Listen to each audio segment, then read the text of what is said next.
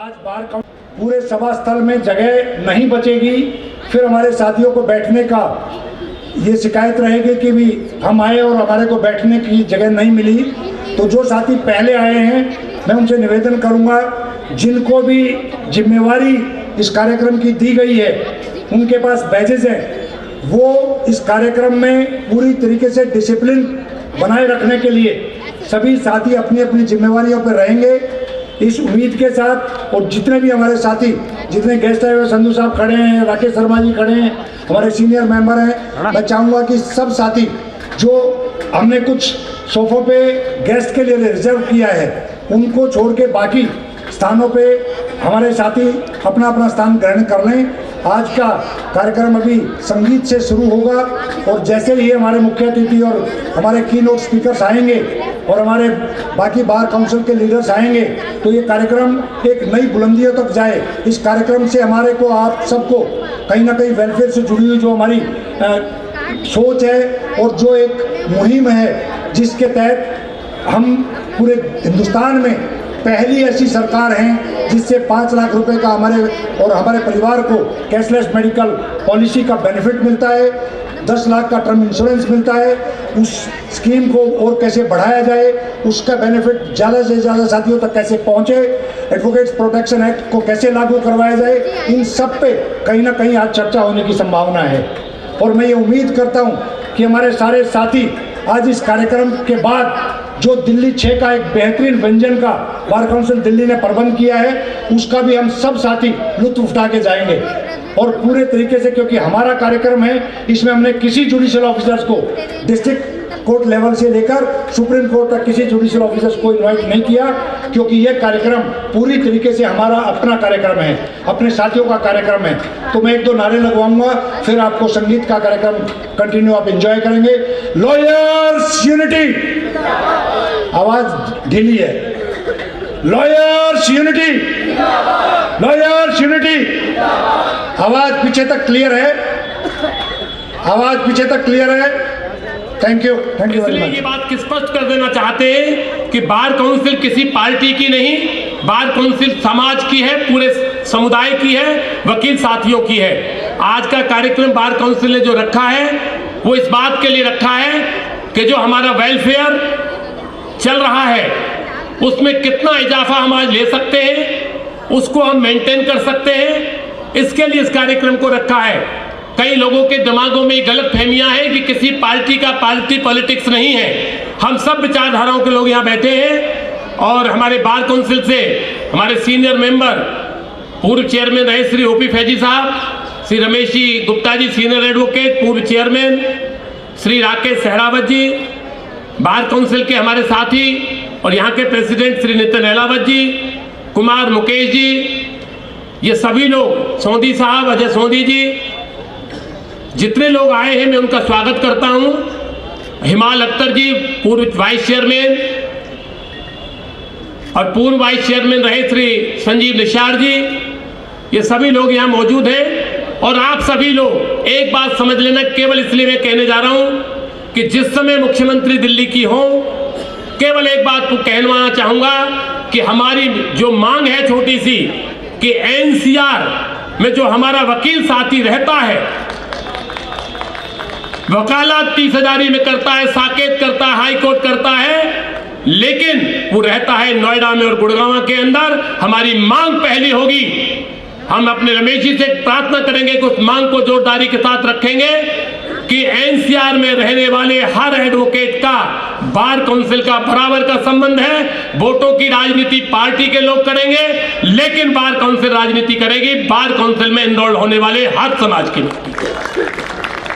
जिस समय मुख्यमंत्री के सामने बात रखी जाएगी, उस समय आपसे प्रार्थना है कि जोरदार ताली उस समय हमारी इस तरह से हो, खड़े होकर हमको इस बात को, मांग को दोहराना पड़ेगा कि चुनाव सिर पर है। दोनों पार्टियां, तीनों पार्टियां ताकत से दिल्ली में लड़ रही हैं, लेकिन वकील किसी का कर्ज नहीं रखता।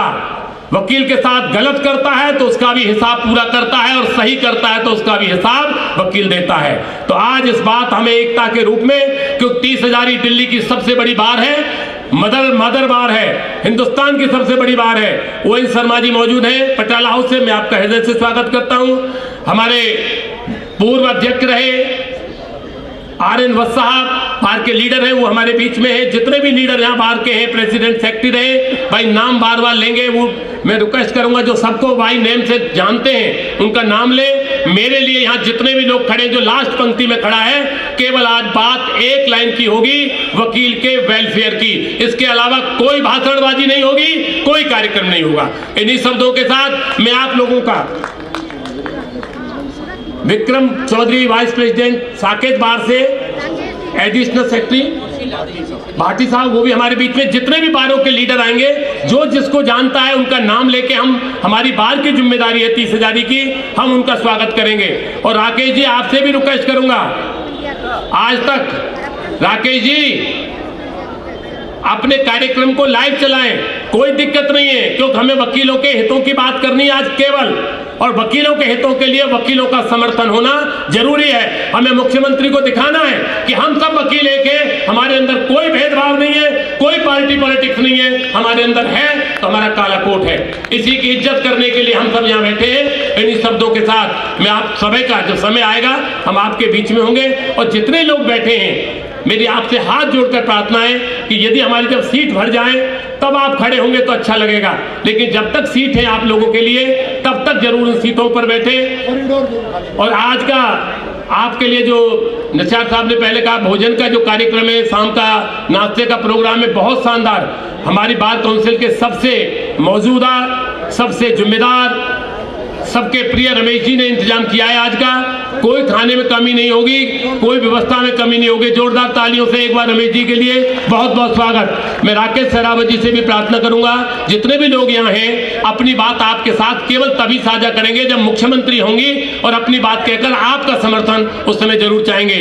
बोल एडवोकेट यूनिटी, ये कोई आवाज है यार, जिंदाबाद, 4 आदमी जिंदाबाद कर रहे हो यार। एडवोकेट यूनिटी, भारत माता की, भारत माता की। और एक बात बताऊं, तुमने कितने बड़े बड़े संघर्ष लड़े हैं। हमारे बीच में पीयूष गुप्ता जी, संजय राठी जी, DD शर्मा जी, ये सब लोग यहाँ मौजूद हैं। मैं सभी का, पीयूष जी आपसे प्रार्थना है, आप आइए, आपका वेलकम। और संजय राठी जी, उनसे भी रिक्वेस्ट है। Thank you sir. बैठे सभी सीनियर्स का हम स्वागत करते हैं। दोस्तों, ये सब कार्यक्रम हमारा अपना है। आपको पता है कि कोऑर्डिनेशन कमेटी और बार काउंसिल ने मिलके 2018 में हमने शुरुआत की थी कि वकीलों के लिए कोई एक सोशल सिक्योरिटी हो, और दोनों ने मिलके गवर्नमेंट ऑफ दिल्ली को परसुएड किया। दिल्ली गवर्नमेंट ने, जो एडवोकेट दिल्ली से इनरोल्ड हैं, उनको 5 लाख तक का कैशलेस और 10 लाख का लाइफ कवर प्रोवाइड करवाया। कोरोना काल में इस स्कीम से बहुत हमें बेनिफिट मिला। हमारे जो साथी 170 साथी हमें छोड़ के चले गए थे, उनकी फैमिली को हमने 10-10 लाख रुपया गवर्नमेंट से उनके अकाउंट में पहुंचवाया। जो साथी हॉस्पिटलाइज हुए, कैशलेस उनको इस स्कीम का फ़ायदा हुआ।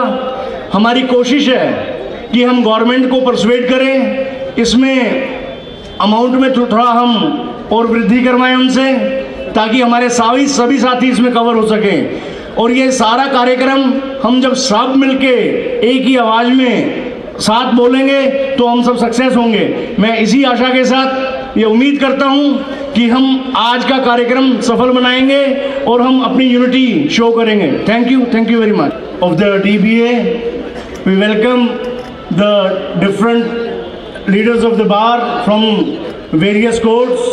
We welcome all the former president, former secretaries. We welcome DD Sharma ji, आपका हर कार्यक्रम में बड़ा एक योगदान रहता है। We welcome all the ladies member.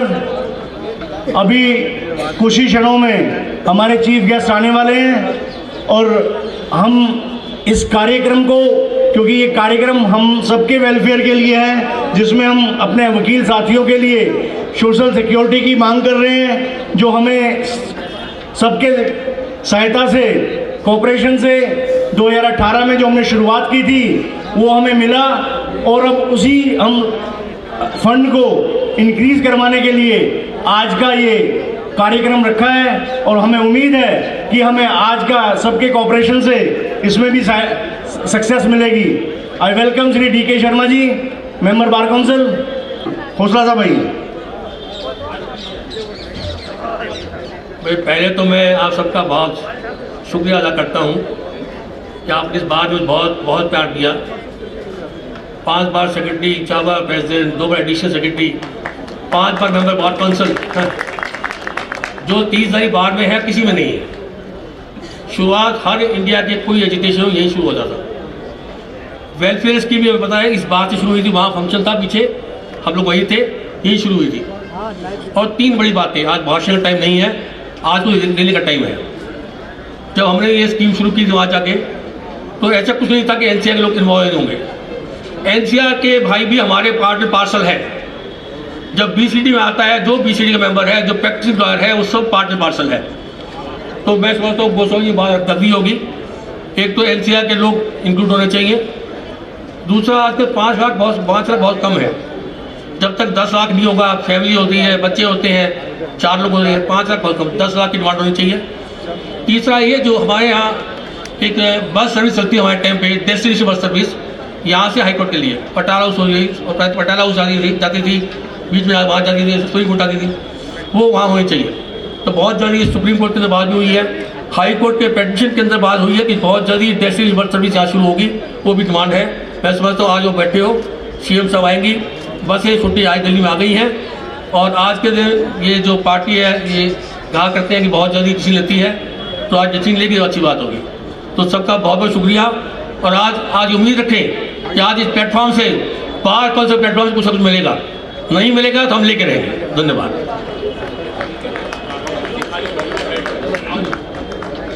Sir, आप सभी का बहुत बहुत धन्यवाद सभी पधारने के लिए। एक रिक्वेस्ट आप सभी से है कि कुछ कुर्सियां पीछे खाली हुई है और फिर भी मेंबर खड़े हुए हैं, आपसे प्रार्थना है कि कम से कम अपनी सीटों को ग्रहण करें और आनंद लें। जो इस तरह से गीत संगीत का प्रोग्राम है या हमारी चीज़ें चल रही हैं, मैं आप सभी का धन्यवाद करता हूं कि आप सभी यहाँ पधारे।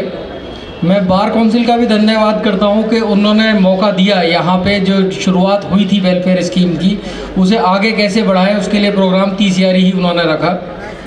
मेरी एक प्रार्थना बार काउंसिल से ज़रूर रहेगी कि बार काउंसिल की जो डिमांड है वेलफेयर स्कीम के साथ साथ 30 यारी की कुछ और डिमांड भी हैं, जो शायद रखें तो हम सभी मेंबर्स को उसका फ़ायदा होगा। नहीं सर, हमारा तो 30 यारी आपसे रिक्वेस्ट है कि आप रखें 30 यारी के ब्याह पे। हाँ, डिमांड है, पहली डिमांड है कि यहाँ जो बिजली का एक इशू चल रहा है इलेक्ट्रिसिटी के बिल को लेके, और केजरीवाल सरकार पहले भी इसको लेके उन्होंने काफ़ी काम किया है, तो उसको वेव ऑफ किया जाए। ये हमारी पहली डिमांड है जो बार काउंसिल की तरफ से रखी जानी चाहिए।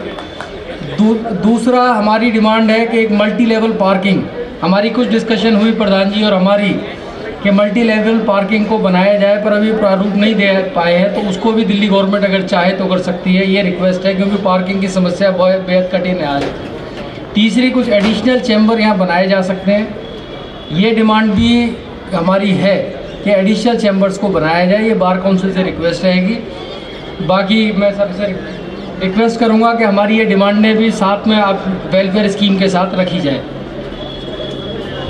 हम यहाँ के प्रेसिडेंट साहब जो कि बार काउंसिल के पार्ट एंड पार्सल हैं, मैं उनसे प्रार्थना करूँगा कि जब वो यहाँ पर अपना वोट ऑफ थैंक्स करेंगे, 30,000 की जितनी डिमांड है, बार काउंसिल से यदि कोई डिमांड है कंप्यूटर की, लाइब्रेरी की, किताब की, वो तो हम अभी पूरी कर देंगे।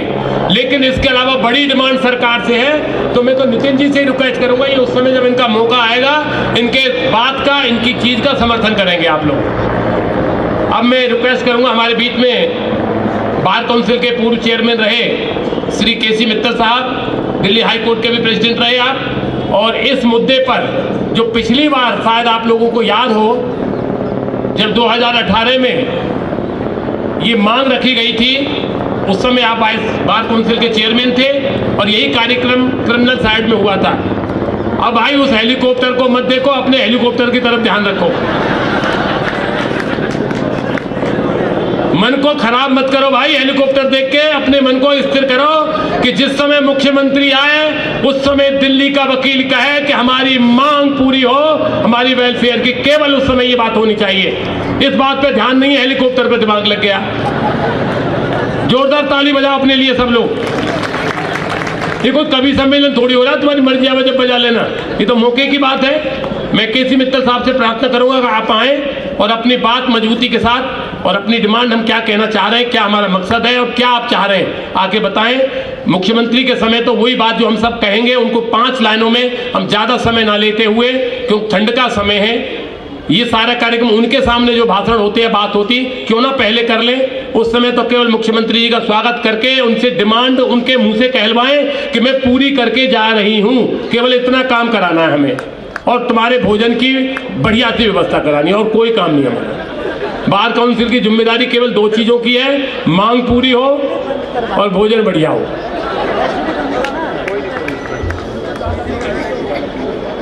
क्या कुछ हम तो सर डिमांड कह रहे हैं, बात करो, तो लास्ट की तो कहेंगे।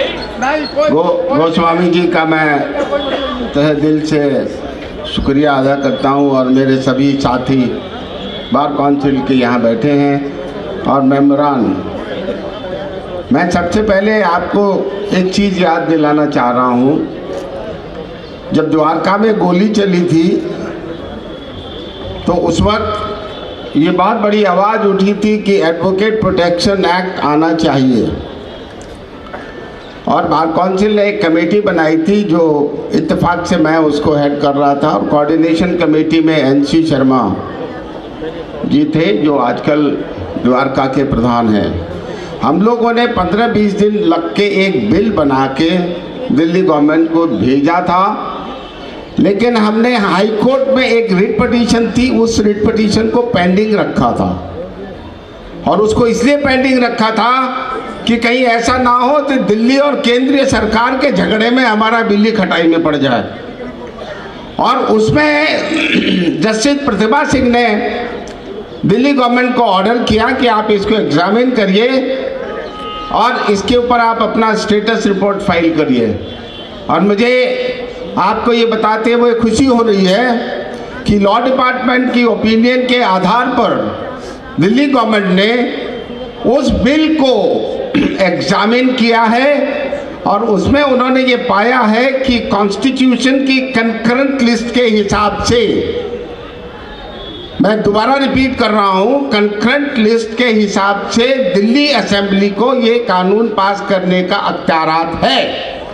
ये बहुत बड़ी बात है कि ये हाई कोर्ट में स्टेटस रिपोर्ट फाइल हो चुकी है। उसमें डेट बहुत लंबी थी, लेकिन हमने एप्लीकेशन लगाई तो जस्टिस संजीव नरूला ने उसमें बहुत अच्छा ऑर्डर किया दोबारा से कि आप इसमें आप फाइनल डिसीजन लीजिए। और ये मुद्दा जब हम CM केजरीवाल जी से मिले तो मैंने उस दिन भी ये जिक्र किया था, जब हमारे सभी साथी थे, कि उसमें अब सिर्फ कैबिनेट को निर्णय लेना है और असेंबली में वो पास होकर LG की अप्रूवल के लिए वो जाना चाहिए। और मैं ये समझता हूँ कि इसमें कोई देरी नहीं होनी चाहिए। ये दिल्ली के इलेक्शन से पहले ही हमारे यहाँ दिल्ली में एडवोकेट वेलफेयर प्रोटेक्शन एक्ट आ सकता है, इसमें कोई संकोच नहीं है। और मैं समझता हूँ ये बहुत बड़ी बात, बहुत बड़ी चीज़ हमारे यहाँ होगी। राजस्थान के बाद दिल्ली में ये एक्ट आएगा, और राजस्थान का एक्ट जो है वो मजबूत नहीं है, वो मैंने देखा है, हमने पढ़ा है उसको, वो लल्लू पंजू टाइप ही एक्ट बना रखा था, उसमें वो चीज़ नहीं है जो कि हमने इसमें बहुत ही तहजीब से और 1 महीना लगाकर सब लोगों ने एक कोऑर्डिनेशन के साथ उसमें काम किया। और मैं ये समझता हूँ कि जल्दी से उस पर अमली चोला पहनाया जाएगा, और ये एक बहुत बड़ी डिमांड हमारी उसमें होगी। अच्छा ठीक है, मुझे हिदायत हो गई है। दूसरी बात, मैं आपको एक और बात बताना चाह रहा हूँ। वेलफेयर की शुरुआत जहाँ से हुई थी वो पिछले साल 2019 में जब हमने रैली निकाली थी, जब मैं चेयरमैन था बार काउंसिल ऑफ इंडिया के कहने पर, उसमें कहीं ना कहीं हमको बहुत कुछ रिलीफ मिला। श्रेय उसका केजरीवाल जी को जाता है, लेकिन उसमें अभी NCR को इंक्लूड होना है, और वो मामला अभी हाई कोर्ट में भी डिवीजन बेंच में पेंडिंग है यही मुद्दा। इसी लाइन पर मैं समझता हूँ कि उसमें विचार विमर्श कर उसको करना चाहिए। उसमें सिर्फ एनसीआर ही नहीं बल्कि दिल्ली के भी बहुत से लोग ऐसे हैं जिनको वेलफेयर इसका फ़ायदा नहीं मिलता है वोटर लिस्ट के होने की वजह से। उसको प्रतिभा सिंह ने उसको स्ट्राइक डाउन कर दिया, उसको अपहोल्ड नहीं किया, बल्कि उसको कहा कि ये गलत है कंडीशन, इसको हटा दिया जाए, और उसके बावजूद एलपीए में वो मैटर पेंडिंग है। मैं समझता हूँ कि अगर दिल्ली सरकार उसमें मदद करेगी तो बहुत बड़ा फ़ायदा उसमें सारे वकीलों को जो दिल्ली में वकालत करते हैं, जो मेरे साथी ने कही उसकी 5 लाख से ज़्यादा बढ़ानी वो एक अलग बात है और वो हल हो सकता है, उसमें कोई लंबी चौड़ी दिक्कत नहीं है। वो तो अरविंद केजरीवाल जी और सीएम को ही करना है तो बड़े आराम से कर सकते हैं। एक मुद्दा और मैं कह देना चाह रहा हूँ क्योंकि दबाव कहीं ना कहीं आ रहा है। देखिए बिजली हमारे यहाँ एक सबसे बड़ी दिक्कत और है, और 1 सेकंड और लूँगा राकेश शेरावत जी। दूसरी एक चीज़ हमारे यहाँ है, मदन लाल जी आ गए, अब आपका स्वागत है और हम आपका स्वागत करते हैं। बहुत बहुत you are most welcome sir. आइए देखिए, आइए मदन लाल जी ऊपर आ जाइए। मदन लाल जी एमएलए जी हैं हमारे और फॉर्मर प्रेसिडेंट भी हैं। मैं एक बात साकेत बार के मैं आपसे एक बात और कहना चाह रहा हूँ। हर जगह सुप्रीम कोर्ट ने बार बार कहा है कि लीगल प्रोफेशन कोई कमर्शियल एक्टिविटी नहीं है। ये मुद्दा बहुत ज़रूरी है। जब कमर्शियल एक्टिविटी नहीं है तो कमर्शियल चार्जेस किसी भी तरीके से हमारे खिलाफ नहीं हो सकते हैं। कमर्शियल एक्टिविटी जहां आती है वहां बहुत सी प्रॉब्लम्स हमारे यहाँ आती हैं, लेकिन दिल्ली गवर्नमेंट को ये अगर नोटिफाई हो जाए, क्योंकि डीडीए ने जो बिल्डिंग बाई लॉज बनाए हैं उसमें कहीं ना कहीं गड़बड़ है, उसमें एक चीज़ नहीं है जबकि ये होना चाहिए। और अगर हम कानून में अगर ये चीज़ आ जाती है कि लीगल प्रोफेशन कमर्शियल एक्टिविटी नहीं है, नॉन डोमेस्टिक एक्टिविटी नहीं है, तो ऑटोमेटिकली हमारी बहुत सी समस्याओं का समाधान इसमें हो सकता है। मैं समझता हूँ, मैं ज़्यादा समय नहीं लूँगा क्योंकि और चीज़ें बहुत सी हैं। मैं इन 3 मुद्दों पर आपके सामने अपने विचार रखना चाह रहा था और सारी काउंसिल आपके लिए खड़ी है। इन सब मामलों में हम सब मिलकर आप लोगों के लिए संघर्ष करते हैं और मैं समझता हूँ कि सीएम के होते हुए और केजरीवाल जी के होते हुए हम इन सब पर उनका कहीं न कहीं हमें समाधान मिलेगा और हम अपनी मंजिल पर पहुंचेंगे। बहुत बहुत धन्यवाद आपका और गोस्वामी जी का। वैसे तो उपस्थित सभी अधिवक्ताओं का स्वागत करते हैं और निर्वाचित सदस्यों का भी और हमारे गणमान्य उपस्थित व्यक्तियों का भी। हमारा उद्देश्य, बार काउंसिल का उद्देश्य आज की सभा बुलाने का क्या है कि 18 में 50 करोड़ बजटरी एलोकेशन हुआ। आप लोगों को मालूम है कि कोरोना काल में जितने अधिवक्ता बंधुओं का देहांत हुआ तो इसी स्कीम के तहत उनके परिवार को 10-10 लाख रुपए दिए गए। मेडिकल इंश्योरेंस का जहां तक संबंध है 5 लाख का हम लोगों को मिला था, उसमें भी काफी अधिवक्ताओं को मदद मिली। अब आज के कार्यक्रम का उद्देश्य है, क्योंकि हर एक साल 15,000-16,000 लॉ ग्रेजुएट्स का रजिस्ट्रेशन हो रहा है, तो हमारी संख्या बढ़ती जा रही है। आज का तकरीबन 2 लाख के करीब आ गए हम लोग। तो संख्या बढ़ने से बजट तो उतने रहने से काम चलने वाला नहीं है। तो हमारी जो डिमांड होगी कि कम से कम 100 करोड़ बजटरी एलोकेशन एलोकेट करते हम लोगों को, 5 लाख के बजाय 10 लाख का कर दें मेडिकल इंश्योरेंस और 10 लाख के बजाय 20 लाख का। और हमारे बार काउंसिल के माननीय चेयरमैन श्री सूर्य प्रकाश खत्री जी आ चुके हैं। अनुरोध करता हूं उनका तालियों के साथ स्वागत करें।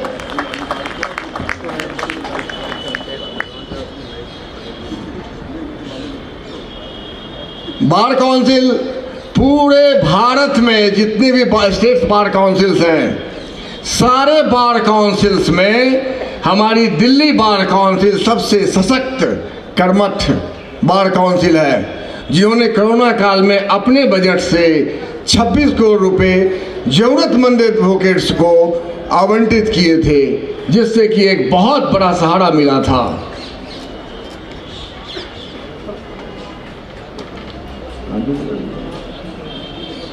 मैं आप लोगों से निवेदन करता हूं कि एक बार जोर से बोलें, लॉयर्स यूनिटी। जोर से बोले तो 100 करोड़ मिलेगा, धीरे बोलेंगे तो नहीं मिलेगा, क्योंकि मुख्यमंत्री का आगमन होने वाला है और मुख्यमंत्री को लगना चाहिए कि अधिवक्ताओं में कितनी शक्ति है, कितना जोश है।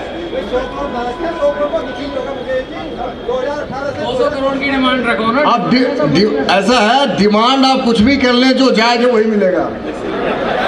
तो स्टेप बाय सीढ़ी दर सीढ़ी चले हम लोग, एक छलांग न लगा हनुमान कूद, नहीं तो सारा चौपट हो जाएगा। फिर तो स्नेह स्नेह चल के देखते, खाना जब धीरे धीरे पकता है तो बहुत स्वादिष्ट होता है। अगर जल्दी आंच पे, तेज आंच पे पकाएंगे तो खाना का स्वाद बिगड़ जाएगा। उसी तरीके से हम लोगों को भी अपनी डिमांड सशक्त ढंग से रखनी चाहिए और हमें पूर्ण विश्वास है कि हमारी डिमांड को माना भी जाएगा, क्योंकि अनरीजनेबल है ही नहीं इसमें कुछ।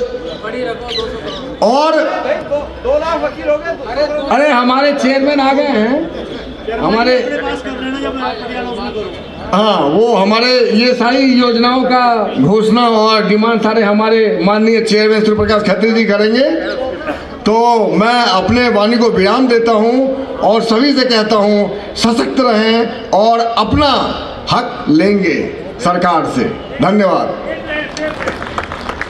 अभी ON शर्मा जी ने रिक्वेस्ट करी थी कि भाई मांग जो है, मांग तो आप जितनी चाहोगे, तुम्हारी आवाज़ में बार काउंसिल की तरफ से आवाज़ बिल्कुल धीमी नहीं होगी, ना बार काउंसिल की तरफ से डिमांड में कोई कमी रखी जाएगी। लेकिन डिमांड करना महत्वपूर्ण नहीं है, डिमांड पे स्वीकार करना और मुख्यमंत्री की घोषणा करना उससे ज़्यादा महत्वपूर्ण है। कोशिश करेंगे हम ज़्यादा से ज़्यादा डिमांड, क्योंकि आज हम 2000 पिछले साल से अब तक आप मानेंगे नहीं 15,000 इनरोलमेंट से ऊपर हम कर रहे हैं एक साल के अंदर। वकील संख्या बढ़ रही है और हमारी डिमांड उससे भी ज़्यादा उन एडवोकेट्स के लिए है जो NCR के हैं। उस पर कोई ध्यान नहीं दे रहा। यदि वकालत दिल्ली में करते और रहता नोएडा के अंदर है तो उसको अधिकार आज नहीं मिल रहा है। हमें इस पर विशेष ध्यान देना है। दूसरी बात और बता देना चाहते हैं आप लोगों को कि जो मेडिकल क्लेम में 25% कटता था, बार काउंसिल ने अपनी इंडिजेंट कमेटी से, हमने उन लोगों की भी मदद की कि जो वकील वह 25% देकर आया था और ऐसी स्थिति में नहीं था कि वो पैसा दे सके, तो बार काउंसिल दिल्ली ने इंडिजेंट कमेटी से उनको उस पैसे का भी भुगतान किया है। ये नॉलेज में आपके में रहनी चाहिए। हम हर उस वकील की कोशिश करते हैं बार काउंसिल से, 26 से 27 करोड़ रुपए हम लोग वहां बांट चुके हैं। एक कोई भी दिन ऐसा नहीं होता, हमारी परसों फिर मीटिंग है इंडिजेंट की, 200 एप्लीकेशंस लगी होती हैं और किसी को भी हम निराश करके नहीं भेजते। तो आप लोगों की आज पूरी बार काउंसिल यहाँ है। जो डिमांड हो, जो चीज़ आप कहना चाहते हैं, मजबूती के साथ चीफ मिनिस्टर से कहेंगे, लेकिन कहने से ज़्यादा उनका यहाँ पर स्वीकार करना और घोषणा करना ज़्यादा महत्व रखता है। मैं DK शर्मा जी से प्रार्थना करूँगा कम शब्दों में, क्योंकि किसी भी समय मुख्यमंत्री आ सकती है। हाँ, एक रिक्वेस्ट और करूँगा कि ट्रस्टी कमेटी के लोग मेंबर नहीं बने हैं, केवल 50 रुपए मात्र साल में दिए जाते हैं, उसको भी बनने में हम लोग ऐतराज करते हैं। फिर भी हम लोग वहां जाके कोशिश करें। मैं DK शर्मा जी से कहूंगा कि आप केवल ट्रस्टी कमेटी के विषय में जरूर बताएं, जिससे लोगों तक पहुंच सके बात। धन्यवाद। Thank you Goswami ji. नमस्कार। मंच पर आसीन सभी बार काउंसिल के सम्मानित सदस्यगण, चेयरमैन, वाइस चेयरमैन, भूतपूर्व चेयरमैन, सभी सदस्यगण, बार काउंसिल एक है, बार काउंसिल की डिमांड भी एक है और बार काउंसिल का उद्देश्य भी है कि सारे अपने भाइयों के वेलफेयर की हम लोग बात करते हैं। चीफ मिनिस्टर साहब ने एक छोटी सी बात कहना चाहता हूँ, शायद उस मुद्दे पे अभी हमारा किसी का ध्यान नहीं गया। जब इस बार पहली बार, रादर पूरे भारतवर्ष में पहली बार बार काउंसिल ऑफ दिल्ली ने चीफ मिनिस्टर वेलफेयर स्कीम को लिया, जबकि एक्ट 1961 से या कितने बाद से है, लेकिन कोई नहीं ले पाया था। 30,000 के अंदर ही आप सब लोगों ने केजरीवाल साहब का स्वागत किया, उसमें घोषणा की गई। उस घोषणा के अंदर कहीं भी ये नहीं था कि एनसीआर के वकीलों को ये स्कीम नहीं मिलेगी। ये बाद में पता नहीं कहां से हुआ। अभी चीफ मिनिस्टर साहब का आगमन होने वाला है, जो साइड में अधिवक्ता बंधु खड़े हुए हैं उनसे विनम्र निवेदन है कि थोड़ा सा पैसेज क्लियर कर दे ताकि सिक्योरिटी कंसर्न ना हो और सुगमता रहे। तो मैं केवल इतना कहना चाहता हूं कि हम इस सरकार से, केजरीवाल साहब से अवश्य ये प्रार्थना करेंगे कि कम से कम हम वकीलों के बीच का बंटवारा न किया जाए।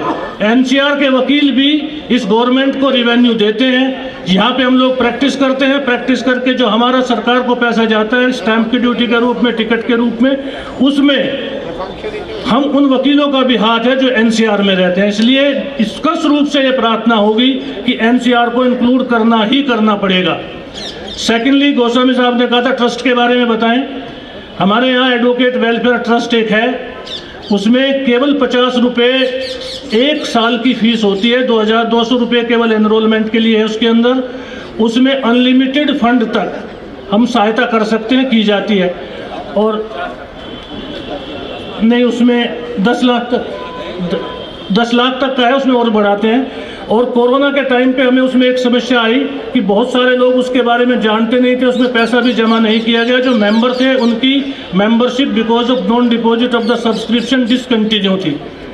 तो हमारी बार काउंसिल ने कोरोना के टाइम पे जब लोगों को नहीं मिलता था, जितने लोगों का जितना भी फंड ड्यू पड़ा था, जितना सब्सक्रिप्शन ड्यू था, नहीं दे गए थे, बार काउंसिल ने एक फंड से उठाकर उस ट्रस्ट में जमा किया था ताकि हर किसी एडवोकेट को उसमें इस बात के कारण वंचित ना रहना पड़े कि जो उनका सब्सक्रिप्शन पेड नहीं है। तो बार काउंसिल आपको कहे ना कहे ऑलवेज आपके वेलफेयर के लिए खड़ी है। Thank you so much. Thank you Goswami.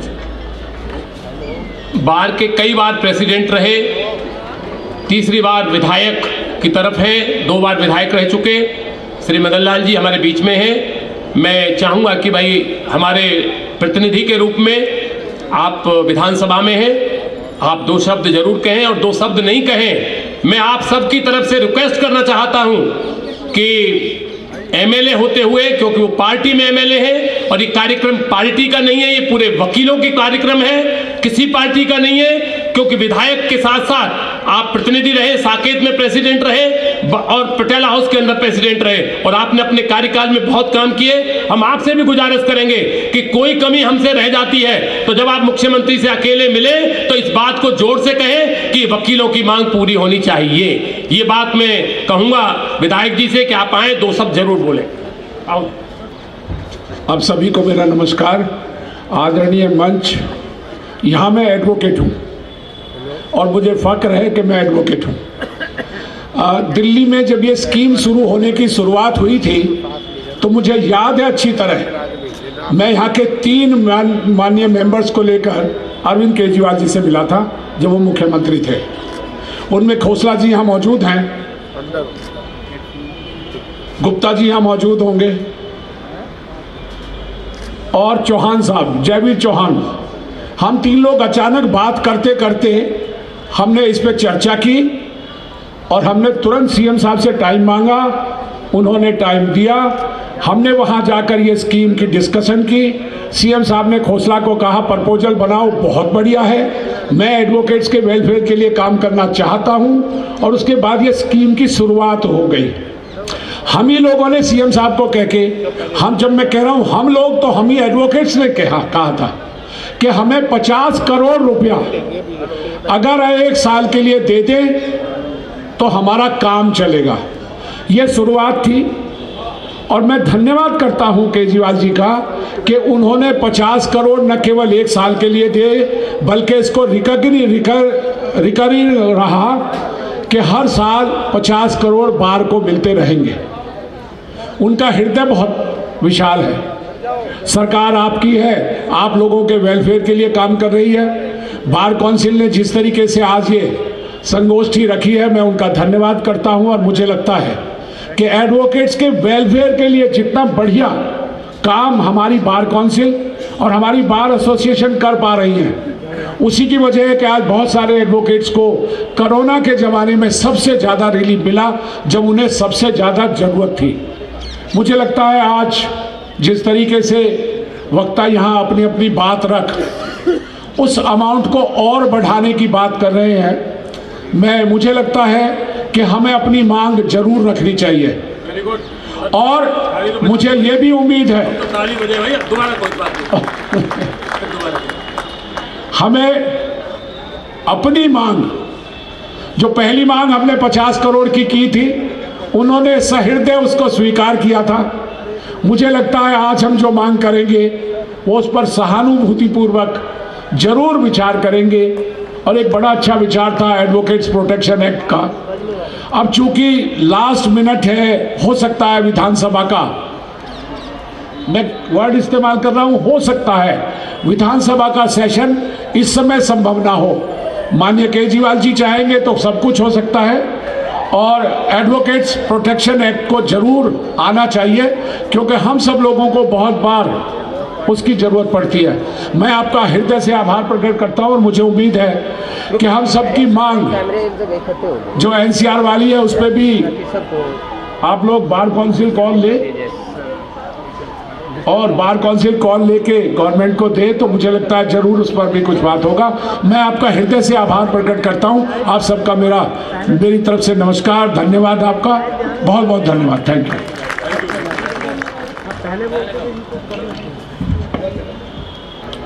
यूं तो कुछ भी सरल नहीं, मुश्किल हर काम है, पर मन में जो ठान लिया तो हर रहा आसान है। घबराहट हल नहीं, घबराहट हल नहीं, विवेक से ही समाधान है। हो यकीन जो खुद पर तो मुमकिन हर काम है।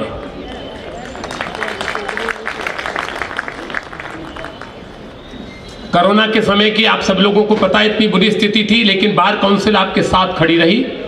रमेश गुप्ता जी उस समय चेयरमैन थे। उस समय रमेश जी ने यहाँ तक कि सिलेंडरों तक की व्यवस्था की। हर जगह थोड़ा घना जो हम कह सकते हैं, हम ज़्यादा नहीं कहते, हमने ये किया, वो आपका ही पैसा था, कोई हमने घर से नहीं दिया, लेकिन कोशिश की, जिस व्यक्ति ने अप्लाई किया उसको जो स्थिति में हम मदद कर सकते थे आप लोगों की मदद की। केवल आज हम जो बार बार बात कहते हैं, जो मदन लाल जी ने कहा है, मैं उनकी बात का ये स्वागत करता हूं कि आप पार्टी में विधायक रहते हुए यदि आपने ये बात कही कि मांग जब हम AK-47 मांगेंगे तभी रिवॉल्वर मिलने की चांस बनेंगे। हम मांग पूरी रखेंगे और चुनाव उनके लिए भी, और चुनाव उनके लिए भी आसान नहीं है, चुनाव सामने भी आसान नहीं है। यदि आज भी मांग पूरी नहीं हुई तो वकीलों के पास भी कोई दूसरा रास्ता इतना आसान नहीं।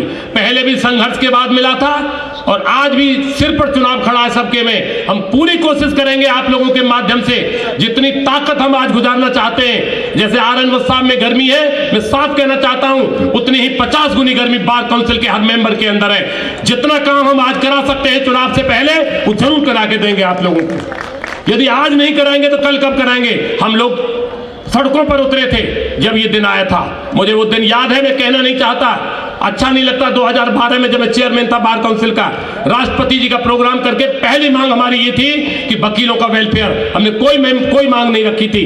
राकेश सहरावत जी उस समय वाइस प्रेसिडेंट थे मेरे साथ में, सूर्य प्रकाश खत्री जी, जितने भी लोग यहाँ बैठे हैं, रमेश जी, केसी जी, सब लोग, फैजी साहब का आशीर्वाद रहा और वो कार्यक्रम सफल किया। और वो मांग हमारी जाके 18 में जब हम जंतर मंतर पर उतर गए थे, जब हमारी मांग पूरी हुई थी। और आज भी हम साफ कहना चाहते हैं मुख्यमंत्री के सामने कि प्यार से मांगोगे तो प्यार से लेंगे, यदि प्यार से नहीं मांगोगे तो 2 महीने ज्यादा नहीं है, हम रोडों पर उतरेंगे और अपनी मांग पूरी कराएंगे।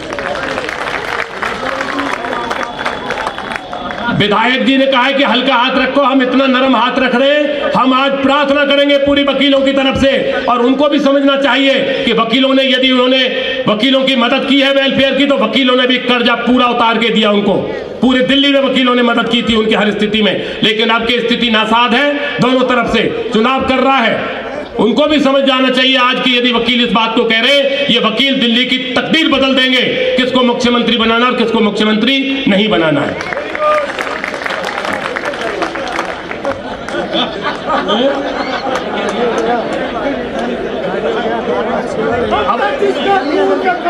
अब तो कोई गर्मी में बार काउंसिल में कसर है नहीं। और सुन लो, जितनी गर्मी मेरे अंदर है मुझसे 100 गुनी गर्मी मेरे चेयरमैन के अंदर में, वो भी बोर्ड चेयरमैन है, कोई ऐसी दिक्कत की बात नहीं है, वो भी कोई हल्की बात नहीं करेगा। और ये भी जानते हो कि कहां से बिलोंग करता है चेयरमैन, इसलिए कमी हम कुछ नहीं रखेंगे। लेकिन तुम्हारी उस समय जब मुख्यमंत्री हो तो तालियों की गड़गड़ाहट स्वागत के समय पे भी और मांग पूरे होने के समय पर भी, ये जो हम चाहेंगे। आ गई तो बहुत अच्छी बात है, हम वेट ही कर रहे हैं सब। हमने भी झोली पूरी फैला रखी है, आज कोई कसर नहीं छोड़ रखी। भाई एक बार जोरदार ताली बजा देंगे तो ऐसा लगेगा कि हम बैठे हैं यहाँ।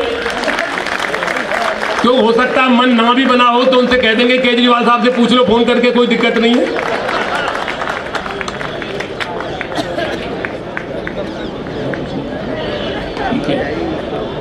भारत माता की, भारत माता की। Advocate unity, advocate unity, advocate unity.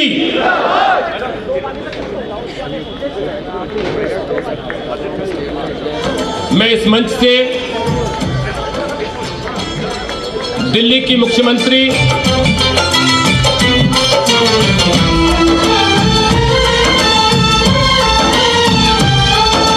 आजादी को चली बहाने दीवानों की टोलियां।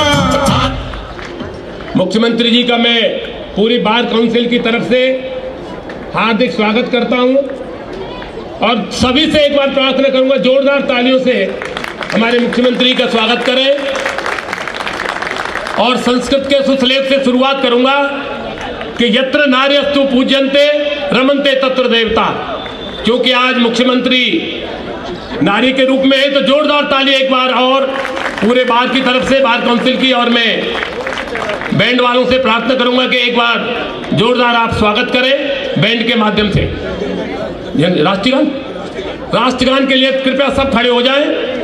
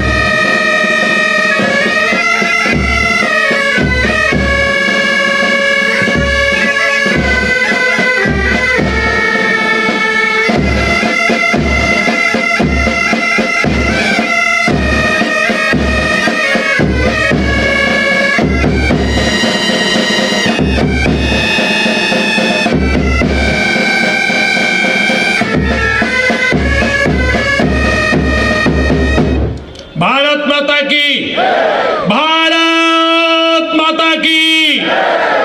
Advocate unity, advocate unity. जोरदार तालियों से एक बार पुनः मुख्यमंत्री का स्वागत। अब मैं आमंत्रित करता हूं समय को ज्यादा ना लेते हुए अपने डायनेमिक चेयरमैन श्री सूर्य प्रकाश खत्री जी का कि वेलकम एड्रेस करके अपनी बात को मजबूती के साथ कहें। श्री सूर्य प्रकाश खत्री जी। आदरणीय हमारी दिल्ली की मुख्यमंत्री आतिशी जी,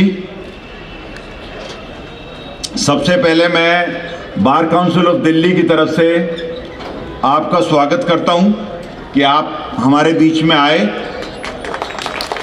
और मैं चाहता हूं कि जोरदार तालियों से,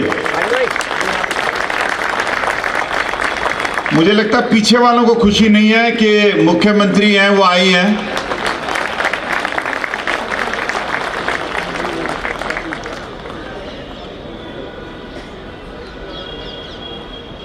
Shri Sanjeev Nasiyar, vice chairman bar council of Delhi, Shri Nitin Ahlawat, president 30 Hazari bar association and member bar council of Delhi, Shri Madan Lal ji हमारे प्रिय ब्रदर जो कि आतिशी जी की सरकार में एमएलए भी हैं, आपका भी स्वागत है भाई।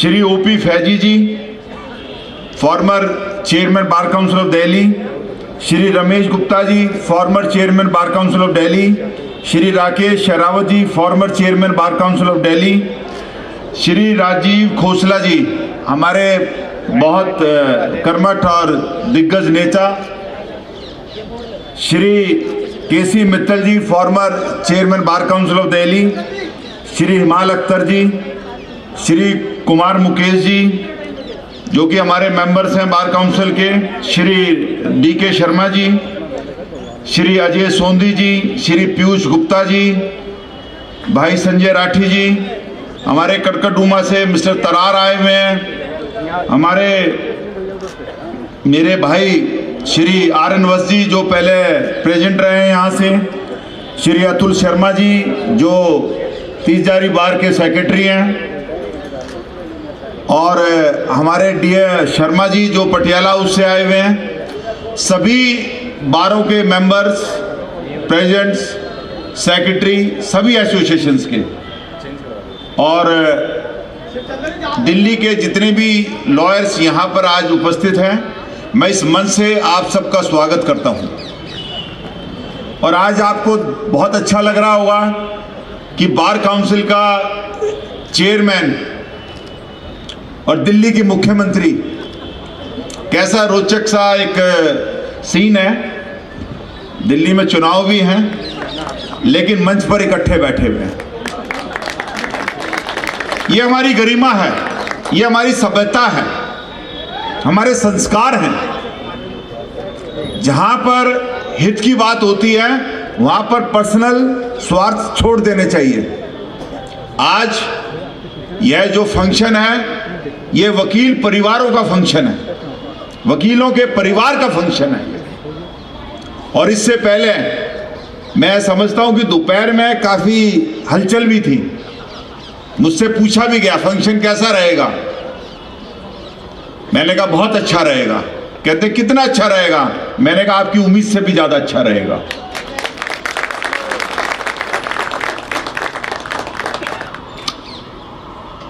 संजीव जी ने मुझे ये सुझाव दिया कि भाई मैं दिल्ली के मुख्यमंत्री को बुलाना चाहता हूं वकीलों के हित के लिए।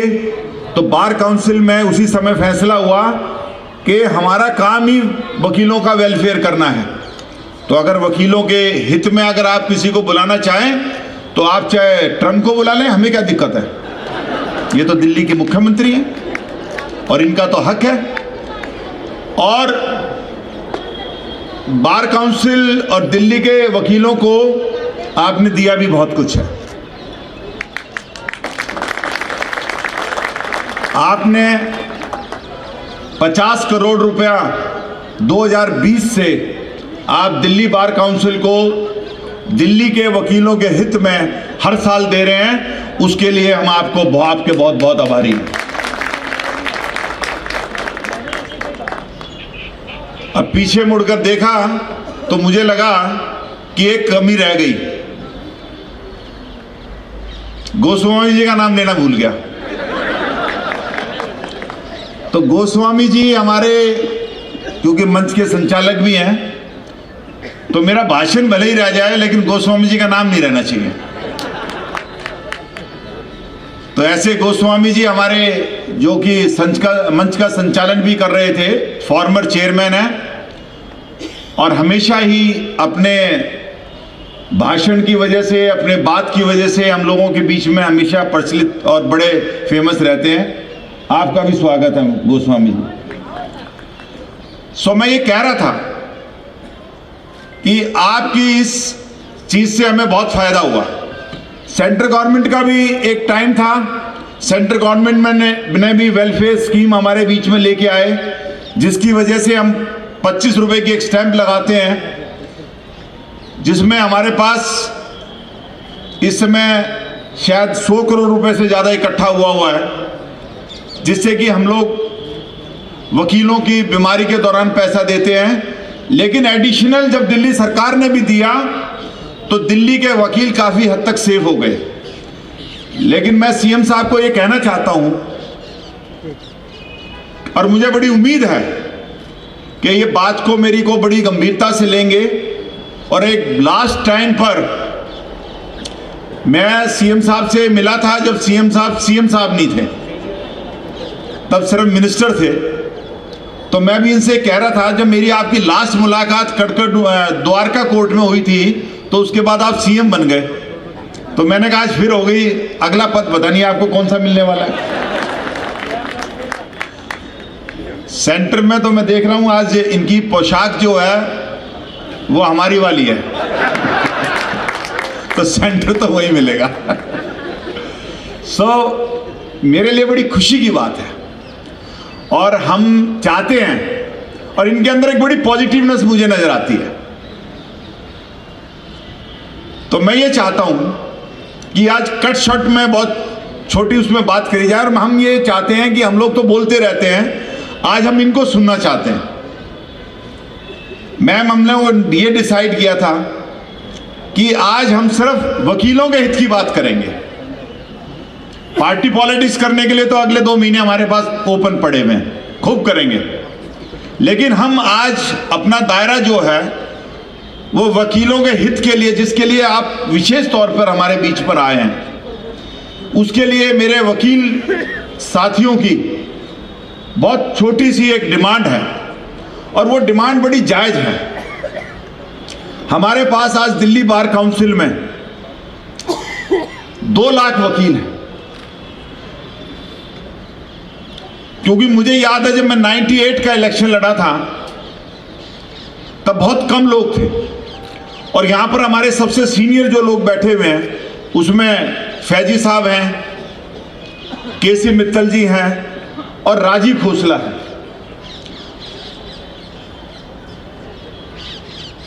इन्होंने भी बहुत संघर्ष हमारे लिए किया है। रमेश गुप्ता जी के बिगर हम कोई भी फंक्शन करें वो अधूरा है। रमेश जी का एक बड़ा सहयोग हम लोगों को रहता है। हम रमेश जी को फंक्शन बता देते हैं तो सारा काम हो जाता है, हमें उसके बाद कुछ करने की जरूरत नहीं पड़ती। ये तो मतलब इवन मेरी बेटी की शादी थी, मुझे कुछ नहीं करने दिया। तो ये इनका बड़ा वो रहता है, बहुत पर्सनल इन्वॉल्व होकर काम करते हैं। मैं ये चाहता हूं कि जो हमारे साथियों ने मुझे बल्कि आज व्हाट्सएप भी किए और भेजे भी लोगों ने, बहुत छोटी सी चीज है, क्योंकि 2 लाख वकील दिल्ली के अंदर हैं, और वकील की स्थिति आज के टाइम पे ऐसी है मैम, एक सरकारी आदमी बीमार हो जाए, छुट्टी लेके घर चला जाए, उसकी तनख्वाह फिक्स है। इवन प्राइवेट आदमी की तनख्वाह भी फिक्स है, उसकी छुट्टियां भी फिक्स है। लेकिन रमेश जी, सीएम साहब को कुछ कहना है मैंने, वो भूल जाएंगे मैंने क्या कहा। आप बता दोगे तो फिर मैं छोड़ देता हूं। तो मैं ये बता रहा था कि एक वकील एक ऐसा आदमी है जो रोज कुआं खोदता है, रोज पानी निकालता है, रोज पीता है। आज वकील की स्थिति ऐसी है कि वकील अगर बीमार पड़ जाए, कितना ही अच्छा वकील हो, शाम कोई उसको उसके क्लाइंट को पता लग जाए कि वकील बीमार पड़ गया है, 2 महीने ठीक नहीं होगा, शाम को फाइल ले जाते हैं। और ये वकील वो वकील है कि इसको घर में बच्चे की फीस भी देनी है, बीमारी का इलाज भी कराना है, दूध का बिल भी देना है, बिजली का बिल भी देना है, मकान का किराया भी देना है, अपने फ्यूचर के लिए भी जोड़ के रखना है। वकील के पास कोई सहारा नहीं है। लेकिन एडवोकेट वेलफेयर फंड की जो सेंट्रल गवर्नमेंट की पॉलिसी थी, जो हमने केसी मित्तल जी ने, हम सब लोगों ने उस समय, जो हमारे रमेश जी, फैजी साहब, हमारे सब लोगों ने, खोसला साहब, हम सब लोगों ने मिलकर लाए। एक तो उसका हमें फायदा हुआ, एक आपका 50 करोड़ रुपए का हमें बहुत फायदा हुआ दिल्ली सरकार का। ये दोनों बहुत बड़ी हमारे लिए एक वरदान के रूप में एक हमारे पास राशि आती है। लेकिन हमारी दिक्कत क्या है कि आज के टाइम में आप देख रहे हैं प्राइवेट हॉस्पिटल्स के अंदर एक डिलीवरी भी कराने चला जाए कोई, उसके भी 5-5, 10-10 लाख का बिल बना के दे देते हैं। वो देखते हैं। और गरीब आदमी के लिए सरकारी, प्राइवेट, सरकारी दिल्ली की जो जनसंख्या है वो आज 3.5 करोड़ हो चुकी है। सरकारी हॉस्पिटलों में जगह ही नहीं है, और प्राइवेट हॉस्पिटलों में अगर हमारे लोग चले जाएं तो बस वो ये देखते हैं कि इसकी इंश्योरेंस कितनी है, और अगर इंश्योरेंस नहीं है तो उसकी कोई पूछताछ करने वाला नहीं। तो मैं ये चाहता हूं कि ये जो कैप है आपकी तरफ से 5 लाख रुपए वाली, इस 5 लाख रुपए में तो वो कमरे कमरे के लगा देते हैं। तो ये डिमांड है हमारे वकीलों की कि ये 5 लाख की डिमांड जो कैप है, इसको आप 10 लाख रुपए कर दीजिएगा।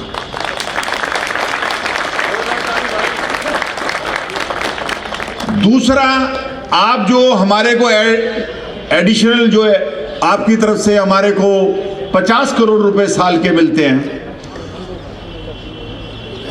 मुख्यमंत्री जी, मैं बड़े गर्व से कहता हूं इस बात को, मुझे आज मेरा 28वां साल है बार काउंसिल ऑफ दिल्ली में, और मैं गर्व से नहीं कहता, मैं चैलेंज के साथ कहता हूं, बार काउंसिल ऑफ दिल्ली के अंदर जितनी ईमानदारी बरती जाती है पूरे हिंदुस्तान में किसी डिपार्टमेंट में नहीं होती होगी। हम बहुत सारी चीजें झेलते भी हैं क्योंकि हमारे यहां पर कैश की ट्रांजैक्शन नहीं है।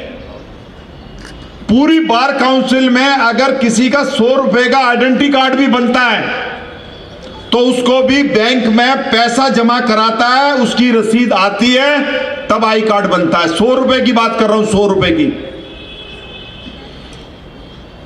कैशलेस है हमारा सारा जितना भी काम है, इतनी ईमानदारी से वहां पे काम होता है, और हम लोग अभी विचलित नहीं हुए। हमारा 60 लाख रुपए महीने का खर्चा है बार काउंसिल दिल्ली के अंदर, 60 लाख रुपए का। सारी बिल्डिंग को मेंटेन करना, सारे बिजली के बिल और तनख्वाहें मिलाकर 60 लाख रुपए तो हमें देना ही देना है। इन स्पाइट ऑफ दैट कि एक सुप्रीम कोर्ट के जजमेंट के बाद जो 15,000 13,000 रुपए हम लेते थे इनरोलमेंट के, वो भी 650 रुपए हो गया, अब 750 रुपए। केरल में 42-43 हजार रुपए था, असम में 35,000 रुपए था, कहीं 30,000 रुपए था। मात्र दिल्ली में हम लोग सिर्फ 14,000 रुपए लेते थे, वो भी हम अब 750 रुपए के अंदर इनरोलमेंट कर रहे हैं। हम विचलित नहीं हैं, हम घबरा नहीं रहे हैं। तो मेरी दूसरी आपसे प्रार्थना है कि ये 50 करोड़ रुपए जो है, 2 लाख वकील हैं, और ये पैसा हम जब तक पूरी तरीके से वेरीफाई नहीं कर लें, हम पैसा नहीं देते। हमारे पास ओरिजिनल बिल जमा होते हैं, जो लोग बीमार हो जाते हैं, हमने 15-15 लाख रुपए तक दिए हैं। किडनी का ट्रांसप्लांट है, कैंसर की बीमारियां बढ़ती जा रही हैं, हार्ट प्रॉब्लम बढ़ती जा रही हैं, लेकिन हमारे यहां पर हम कभी किसी वकील को, मैंने अपने दरवाजे से, बार काउंसिल के दरवाजे से खाली हाथ नहीं भेजा। और रमेश जी और हम बैठते हैं, अगर बिल आता है हम 90% रिलीज करते हैं, और कई बार हम 100% तक भी रिलीज करते हैं पैसा।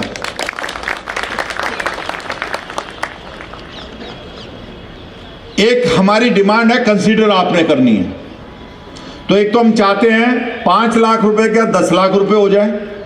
दूसरा, ये जो 50 लाख रुपए है, 50 करोड़ रुपए, इस 50 करोड़ रुपए को आपसे बहुत उम्मीद है। अब मैं कहूं 200 करोड़ रुपए दे दो तो आप दोगे नहीं, लेकिन हमारे यहां कहावत है, कहीं तो बार्गेनिंग होगी, तो मैं 200 ही करोड़ रुपए मांग लेता हूं। अब दे आप जितने मर्जी देना, हम मना नहीं करेंगे, हम निराश नहीं करेंगे आपको। 100 करोड़ तक हम लेने के लिए कतई तैयार है। और आप दिल्ली की सीएम हैं, आप देंगे, हम ले लेंगे। एक दिल्ली के अंदर 50%, क्योंकि दिल्ली के अंदर इतनी कंजेशन हो गई है, अब दिल्ली के वकील के पास दिल्ली में रहने की जगह नहीं है। तो मैं मैम आपसे आग्रह करता हूं, स्पेशल मेरी रिक्वेस्ट है, और मुझे RN वत्स जी ने भी सुबेरे मेरे से कहा इस बात को, मेरे को बड़ा लंबा मैसेज भी लिखा इन्होंने, कि 50% वकील जो दिल्ली में एडजस्ट नहीं कर पाता क्योंकि किराए बहुत बढ़ गए हैं, तो वो क्या करता है, नोएडा चला जाता रहने के लिए, गुड़गांव चला जाता है, बेचारा बॉर्डर पार करके सोनीपत में जितनी भी नई नई बिल्डिंगें बनी हैं उनमें किराए पे चले जाते हैं रहने के लिए। अब उनका क्या कसूर है, वो प्रैक्टिस तो दिल्ली में ही करते हैं, और दिल्ली में हमारे 9 डिस्ट्रिक्ट्स हैं, हमारी जो कोर्टें हैं, साकेत में जो लोग वकील प्रैक्टिस करते हैं वो फरीदाबाद से आते हैं, गुड़गांव से आते हैं, जो लोग द्वारका में प्रैक्टिस करते हैं वो बहादुरगढ़ से आते हैं, क्योंकि जगह ही नहीं है रहने के लिए, किराए इतने महंगे हो गए हैं। जो रोहिणी में प्रैक्टिस करते हैं वो सोनीपत से आते हैं, 30 जारी में लोग रहते हैं, सोनीपत से भी आते हैं, और बुलंदशहर से भी आते हैं, मेरठ से भी आते हैं। तो या तो आप ऐसा करोगे 2 के 2 करोड़ 2 के 2 लाख आदमियों को दिल्ली में जगह मुहैया करा दीजिएगा। ताड़ी कम बची भाई। और या फिर NCR में जो हमारे वकील लोग रहते हैं, इनको आप दिल्ली के वकीलों की तरह, जो दिल्ली के अंदर इनरोल्ड है, जो प्रैक्टिसिंग की बात कर रहा हूं मैं उन वकीलों की बात नहीं कर रहा। हम बहुत, रमेश जी बड़े खतरनाक हैं, रिकॉर्ड को बड़ा स्कूटरी करते हैं, लड़ते भी हमसे कई बारी, ये तो रिटायर हो गया है, इसको पैसे किस लिए चाहिए, मतलब हम पूरी स्कूटरी करके देते हैं। तो हम क्या चाहते हैं कि जो वकील है, यंगस्टर्स वकील हैं, आप कम से कम जितने भी वकील हैं, बुजुर्ग वकील भी हैं, वो बीमारी का सीजन हो जाता है तो उनको कम से कम आप दिल्ली के अंदर इंक्लूड कर दीजिएगा, क्योंकि वो रह नहीं सकता। मैंने बस ये 3 छोटी छोटी बातें रखी हैं। आपको इसके बदले में हमसे कुछ चाहिए, आप वो बता दो, अभी दस्तखत कर देता हूं मैं बार काउंसिल में। हमारे अंदर इतनी पावर है, मेरी काउंसिल बैठी है, यहीं बैठी है, अभी अगर आप कोई बात कहोगे हम रेजोल्यूशन पास कर देंगे। हाथ उठा दो भाई, ये देखो। तो आपसे भी हम यही उम्मीद करते हैं। तो मैं ज्यादा समय ना लेते हुए सभी वकीलों की तरफ से, और मैं ये चाहता हूं कि जिस समय हमारी CM यहां से जाएं, वो ये सोच समझ, ये सच के जाएं कि इससे बड़ा स्वागत मेरा कहीं नहीं हो सकता। और मैं इस behalf of bar council of Delhi, अच्छा आपसे थोड़ा सा हमें विशेष स्नेह भी है, क्योंकि आप लगते हो आप मुख्यमंत्री हो, और हमें जब भी आप पाएंगे वकालत में, हम कभी भी आपको पीछे नहीं रखेंगे। कोई भी वकालत का काम होगा हम आपका करेंगे। बहुत बहुत धन्यवाद। जय हिंद, जय भारत। भाई कोई बात रह गई है? नहीं रही ना? ठीक। दोस्तों, भाई चेयरमैन ने हमारी ने बड़े शालीनता के साथ, गंभीरता के साथ कही है, तो एक बार ताली चेयरमैन और चीफ मिनिस्टर दोनों के लिए भाई। जिंदगी में कामयाबी हाथों की लकीरों से नहीं, मेहनत के पसीने से मिलती है। कामयाब लोग अपने फैसले से दुनिया बदल देते हैं, और नाकाम लोग दुनिया के डर से अपने फैसले बदल देते हैं।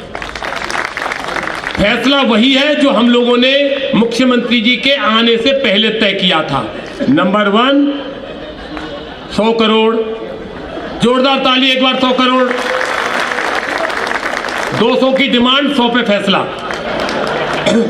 NCR, भाई NCR वाले तो ताली बजाओ।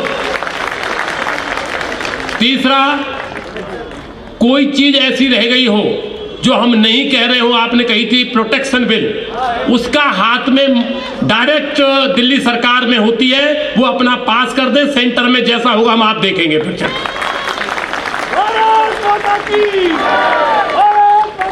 हमारे बीच में हमारे पूर्व चेयरमैन श्री मुरारी तिवारी जी, उनका भी मैं स्वागत करता हूं। अब आगे देखिए, ऐसा नहीं मांग लो मांगते रहो, ऐसे नहीं होता। पहले मांगने से पहले स्वागत भी करो, और स्वागत ऐसा करो कि मंच वाले और तुम सब लोग मिल जाएं कि हम स्वागत इकट्ठा कर रहे हैं। और चेयरमैन साहब एक बात और कह गए थे, मैं क्लेरिफाई उसको भी कर दूं मांग के साथ, कि तुम्हें हमसे कुछ चाहिए। पहला हिसाब हम कर चुके हैं 2 बार। पहले आपने हमें पैसे दिए थे, हिसाब बराबर।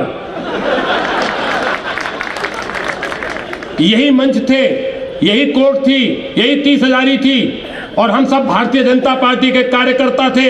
चूंकि हमारे वकील हम पहले काले कोट वाले हैं, तब पार्टी का काम करते हैं। हम आज फिर कहते हैं, आप वकीलों का काम करिए, आपका काम आपका ऊपर वाला करेगा।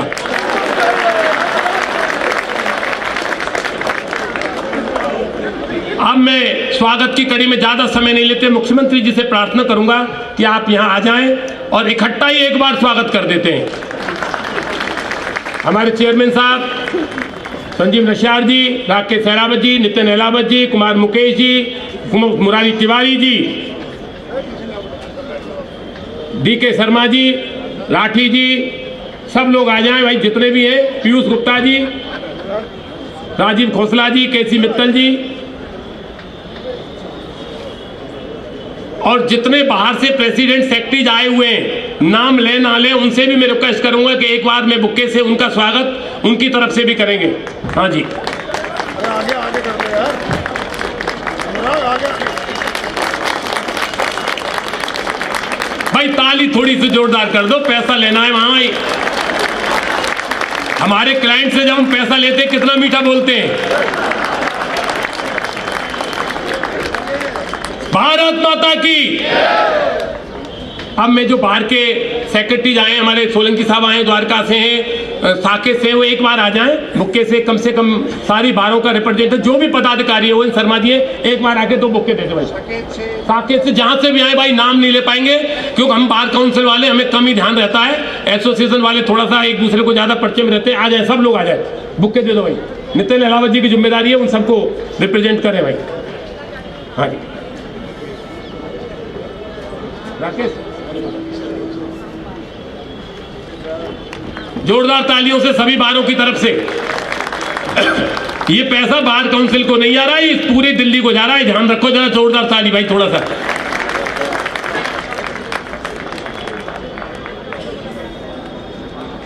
बस साहब आप भी आ जाते, कोई बात नहीं।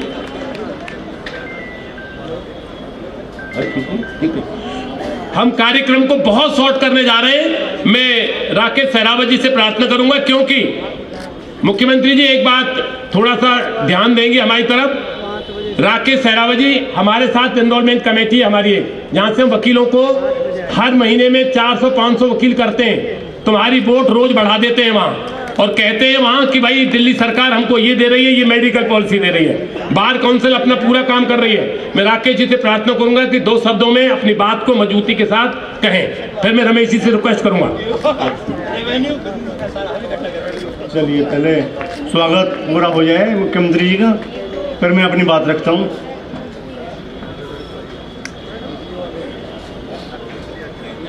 माननीय मुख्यमंत्री जी और आदरणीय मंच, मेरे सामने इस सभागार में उपस्थित मेरे साथियों, एक बार जोरदार तालियों के साथ माननीय मुख्यमंत्री का स्वागत कीजिए, ताकि हमारी 100 करोड़ की मांग, वो चाहे या ना चाहे, उनको मानना पड़ेगा।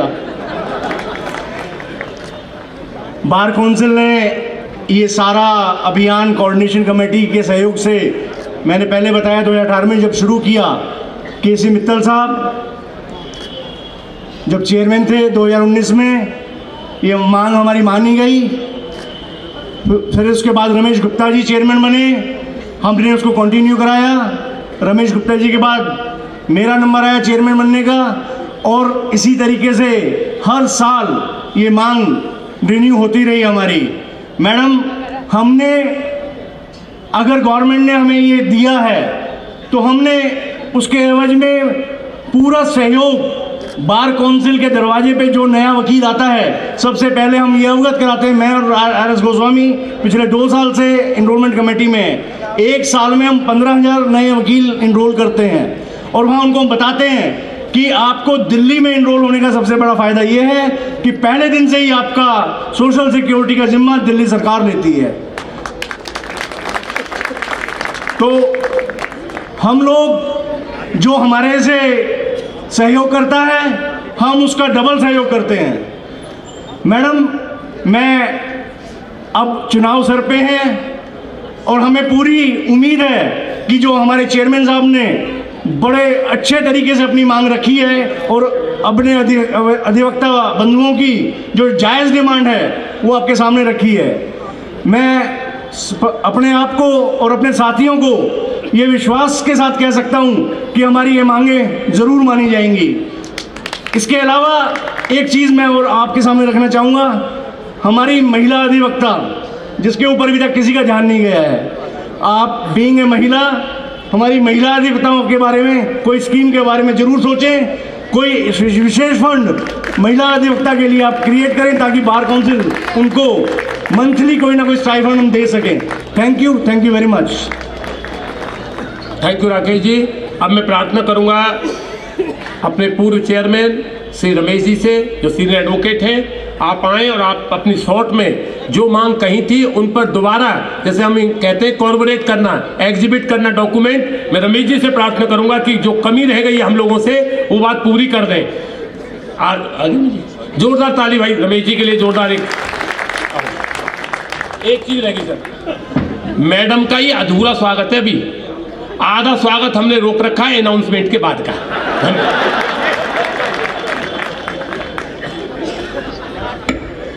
दिल्ली की चीफ मिनिस्टर, आपका स्वागत। मंच पर मेरे साथी और सभी साथियों, आज खुशी इस बात की है कि हम चीफ मिनिस्टर का स्वागत कर रहे हैं और एक बात दो जो हमारे चेयरमैन साहब ने या गोस्वामी जी ने या राकेश ने नहीं कही वो मैं आपसे शेयर करना चाहता हूँ। आपको हैरानी होगी कि पूरे हिंदुस्तान में केवल 50,000 ऐसे लोग हैं जो 1 करोड़ से ऊपर का टैक्स देते हैं और उनमें सबसे ज़्यादा टैक्स दिल्ली के वकील देते हैं। आप हमें दे रहे हो वो दिल्ली के वकील तो पहले ही आपको दे देते हैं, चाहे सेंट्रल गवर्नमेंट को देते हो, फिर आपको मिलता हो, फिर हमारे को मिलता हो। पहले बात मैं बताना चाहता था क्योंकि फिगर्स ये कहती हैं कि दिल्ली के वकील सबसे ज़्यादा टैक्स गवर्नमेंट को देते हैं। अब जब 50 करोड़ की बात हुई पहली बारी, उसके अंदर मेडिक्लेम और लाइफ इंश्योरेंस दोनों चीज़ें थी और एक गोस्वामी जी को मैं बता दूं इसमें लेडीज़ के क्रच की भी व्यवस्था है जो पैसा अभी तक शायद खर्च नहीं कर पाया या नहीं हुआ, मेरे को उसके बारे में पता नहीं है। हमने कहा कि हम 100 करोड़ की मांग कर रहे हैं। हम क्यों मांग कर रहे हैं? 2 कारणों से कर रहे हैं। एक, जब 50 करोड़ की ये लागू हुई उस समय एनसीआर के लॉयर्स को इंक्लूड नहीं किया गया और हालांकि दिल्ली हाई कोर्ट ने हमारे हक में फैसला किया पर दिल्ली सरकार चली गई और डीबी में उसमें स्टे हो गया, आज भी पेंडिंग है। तो ये बार बार हम मांग कर रहे हैं, जैसे सूर्या ने भी कहा कि अब दिल्ली में रहने के लिए जगह नहीं रह गई।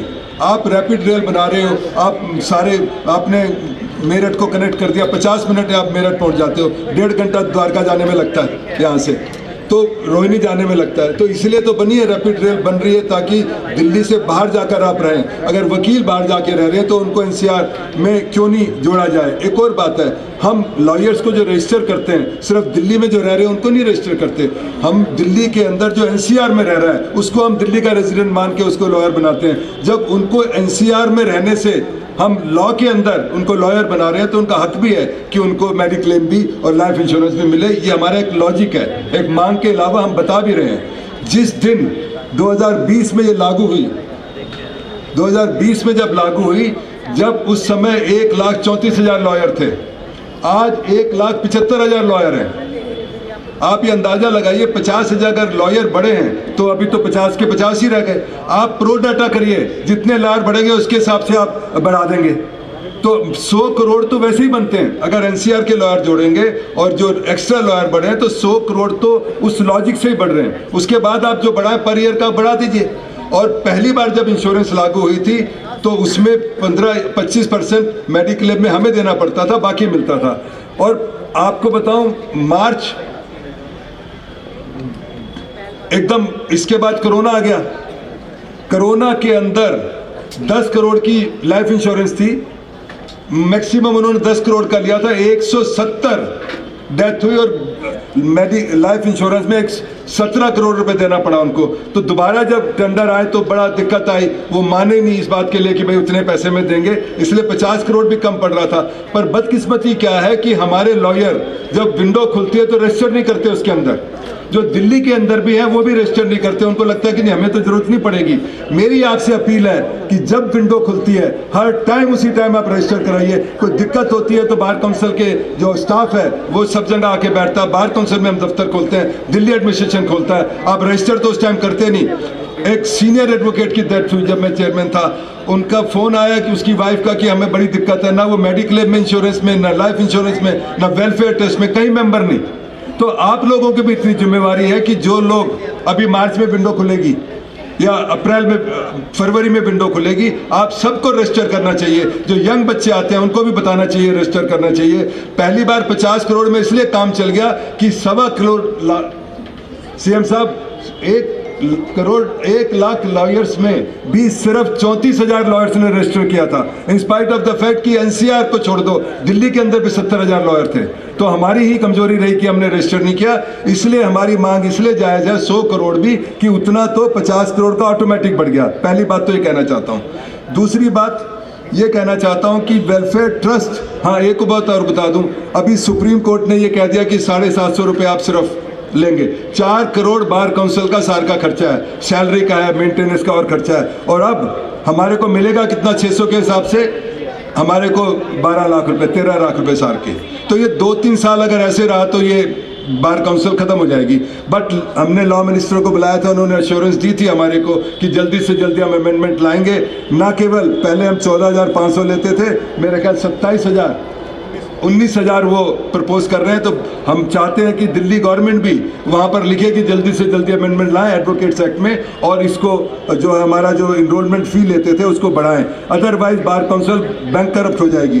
वेलफेयर ट्रस्ट में आपको बता दूं कि जिस लॉयर को मेडिक्लेम या लाइफ इंश्योरेंस में रजिस्टर नहीं मिले एनसीआर में, हर लॉयर को जिसने वेलफेयर ट्रस्ट में अप्लाई किया क्योंकि उसमें वो कवर्ड नहीं था, उस हर लॉयर को हमने बल्कि 10 लाख से भी ज़्यादा दिया, 5 लाख से भी ज़्यादा दिया। और आज के दिन एक भी एप्लीकेशन हमारी वेलफेयर ट्रस्ट के अंदर पेंडिंग नहीं है। खोसला साहब भी उसमें मेंबर हैं, तुरंत हम फटाफट वहाँ पर देने की कोशिश करते हैं। और एक बात बता दें, इंडिजेंट फंड से हमने पेंशन भी बांधी हुई है। जो लॉयर्स की डेथ हो गई उनकी वाइफ्स को पेंशन देते हैं, कम से कम 200-300 तो पेंशन वहाँ से जाती है। ये बार काउंसिल काम करती है। तो 10,000 रुपये पर मंथ 2-2 साल के लिए हमने दे रखे हैं। तो बार काउंसिल अपनी जिम्मेवारी समझती है। आप लोगों को मालूम है जब कोविड के बाद बार एसोसिएशन ने हमने रिक्वेस्ट की तो राकेश शरावत था, मुरारी था, सबको 25-25 लाख रुपए बार एसोसिएशन को दिए बार काउंसिल ने। क्योंकि हमारे पास जो पैसा है वो हमारे पास कहाँ से आया। तो एक तो हमारी मांग ये जायज़ है, मेडिक्लेम और लाइफ इंश्योरेंस जो 100 करोड़ हो, और लाइफ इंश्योरेंस 10 लाख से बढ़कर 15 लाख या 20 लाख हो, जैसे भी वो प्रीमियम आएगा, और मेडिक्लेम 5 से बढ़कर 10 लाख हो। एक प्रोटेक्शन एक्ट जो है उसके लिए हमने रिप्रेजेंटेशन बनाया, वो हम चीफ मिनिस्टर को यहाँ पर देंगे। वो भी तीसरी चीज़ जो आज अभी तक नहीं किसी ने कही, मेडिक्लेम लाइफ इंश्योरेंस 75 साल तक के लिए कवर्ड है। जो 75 से ऊपर लॉयर हो जाता है उसके लिए कोई वो नहीं है। वेलफेयर ट्रस्ट में एक प्रोविज़न है कि अगर लॉयर वकालत छोड़ के अपना लाइसेंस सरेंडर कर दे 30 साल की वकालत के बाद, तो उसको हम कितने दे सकते हैं पैसे, 30,000 रुपये। हमारी मांग है कि लॉयर को अगर वो अपना वकालत किसी भी कारण से सरेंडर कर देता है 70-75 साल के बाद, तो उसको कम से कम 20,000 रुपये की पेंशन मिले, क्योंकि उसके पास और कोई तरीका नहीं है। ये हमने आज मांग बनाई है और ये मांग हम जाना चाहते हैं। तो 100 करोड़ के अंदर अगर हमारे पास कॉर्पस बचता है, क्योंकि ऑप्शन होता है, तो 10 करोड़ कम से कम उस फंड में रखा जाए। जो भी लॉयर अपना सरेंडर कर देता है लाइसेंस, उसको कम से कम हम पेंशन का प्रोविज़न कर सकें। ये भी एक हमारी मांग है। इसलिए मैं ये 3 रिप्रेजेंटेशन है जो सीएम साहब को हमारे चेयरमैन साहब दे देंगे, कि एक तो वेलफेयर ट्रस्ट का, एक वो मेडिक्लेम का, और ये 50 से 100 करोड़ का। तो ये इतनी बात मैं कह के अपनी बात समाप्त करूंगा। और ये रिप्रेजेंटेशन जो है तीनों के तीनों आज सबके सामने हम दे रहे हैं। चौथी बात जो डीबीए के लिए सेक्रेटरी साहब ने कही थी वो मैं रिपीट कर दूं, वो बार काउंसिल की नहीं, दिल्ली बार एसोसिएशन की मांग है, इनके एक इलेक्ट्रिसिटी बिल बड़े दिनों से पेंडिंग है जिस पर कोई कार्रवाई नहीं हुई। ये चाहते हैं कि इलेक्ट्रिसिटी बिल पे आप ध्यान दें और ये वेव करे जाए इलेक्ट्रिसिटी बिल। ये एक हमारे सेक्रेटरी साहब की मांग थी। एडिशनल चैम्बर्स की यह मांग है और दूसरी बात है मल्टी स्टोरी पार्किंग की मांग है, ये बहुत ज़रूरी है। हाँ, और एक ये 3 मांग इसलिए ज़रूरी है, आप कोर्ट रूम तो बढ़ाए जाते हैं, जजिस के लिए आप व्यवस्था करते हैं। साकेत में जब चैम्बर बने और सारा इनॉग्रेशन होना था तो जस्टिस मिश्रा जी थे, वो टूर पे आए, हम वहाँ पे गए हुए थे बार एसोसिएशन की तरफ से। मैंने कहा आपने जजिस की तो सारी व्यवस्था कर दी, इनके कोर्ट रूम देख लिए, इनके टॉयलेट देख लिए, लॉयर्स के लिए क्या व्यवस्था है? लॉयर्स के लिए कुर्सी भी नहीं थी वहाँ बैठने के लिए जब कोर्ट रूम शिफ्ट हुए। तो मेरी आपसे रिक्वेस्ट है, जब इनको आप पैसा सेंक्शन करते हैं नए कम्प्लेक्स बनाने के लिए, अगर आप उनको 1000 करोड़ सेंक्शन करते हैं तो उसमें आपको कम से कम 300 करोड़ सिर्फ लॉयर्स के लिए सेंक्शन करने चाहिए। और होता क्या है सीएम साहब, ये इनिशियली तो आपसे लेते हैं पैसा कि हमने लॉयर्स के चैम्बर बनाने हैं, पर बाद में क्या करते हैं उसमें अपना रिक्रिएशन रूम बना लेते हैं, उसमें प्रोसिक्यूटर्स के लिए बना लेते हैं और सब कुछ करते हैं। आप हाई कोर्ट में आपने देखा होगा जो एनेक्सी ब्लॉक बना, टॉप फ्लोर पे रिक्रिएशन रूम बना रखा है, हेल्थ क्लब बना रखा है, दुनिया भर के ऑडिटोरियम बना रखे हैं, पैसा आपसे लॉयर्स के लिए लेते हैं। तो आपको इंश्योर करना चाहिए कि जो पैसा आप सैंक्शन करते हो किसी भी कम्प्लेक्स के लिए, जितना लॉयर्स के लिए करते हो वो लॉयर्स के पास जाना चाहिए। रोहिणी में बने ग्राउंड फ्लोर पे सारे चैम्बर दे दिए उनको, रिटायर्ड प्रोसिक्यूटर्स प्रोसिक्यूशन ब्रांच बना दिया, एक में बना दिया रिटायर्ड जजिस के लिए बना दिया। अरे उनके लिए अलग दो। आपने ये देखा है कि जितने जजिस हैं उन्होंने सारी अपनी रिटायरमेंट के बाद भी व्यवस्था की हुई है, उनको गाड़ियां मिलती है रिटायरमेंट के बाद, स्टाफ मिलता है, सब कुछ, पेंशन मिलती है। लॉयर्स को क्या मिलता है? आप पैसा देते हो उनको। आप उनको क्यों पैसा देते हो? आपको एक्सटॉर्शन करते हैं वो।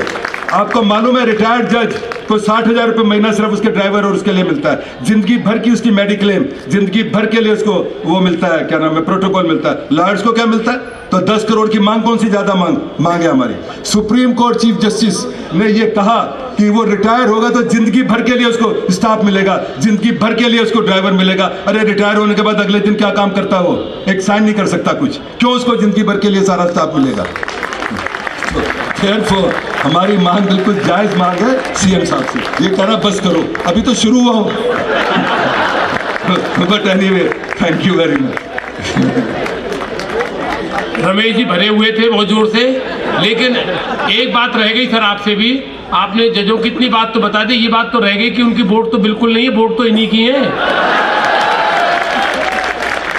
और नेता को वोट चाहिए और ताली चाहिए, कुछ नहीं चाहिए इसके अलावा। अब मैं ज़्यादा समय नहीं लेते हुए मैं संजीव नस्यार जी से प्रार्थना करूंगा कि आप आएँ और अपनी बात सूक्ष्म शब्दों में अपनी बात जरूर कहें। संजीव नस्यार जी।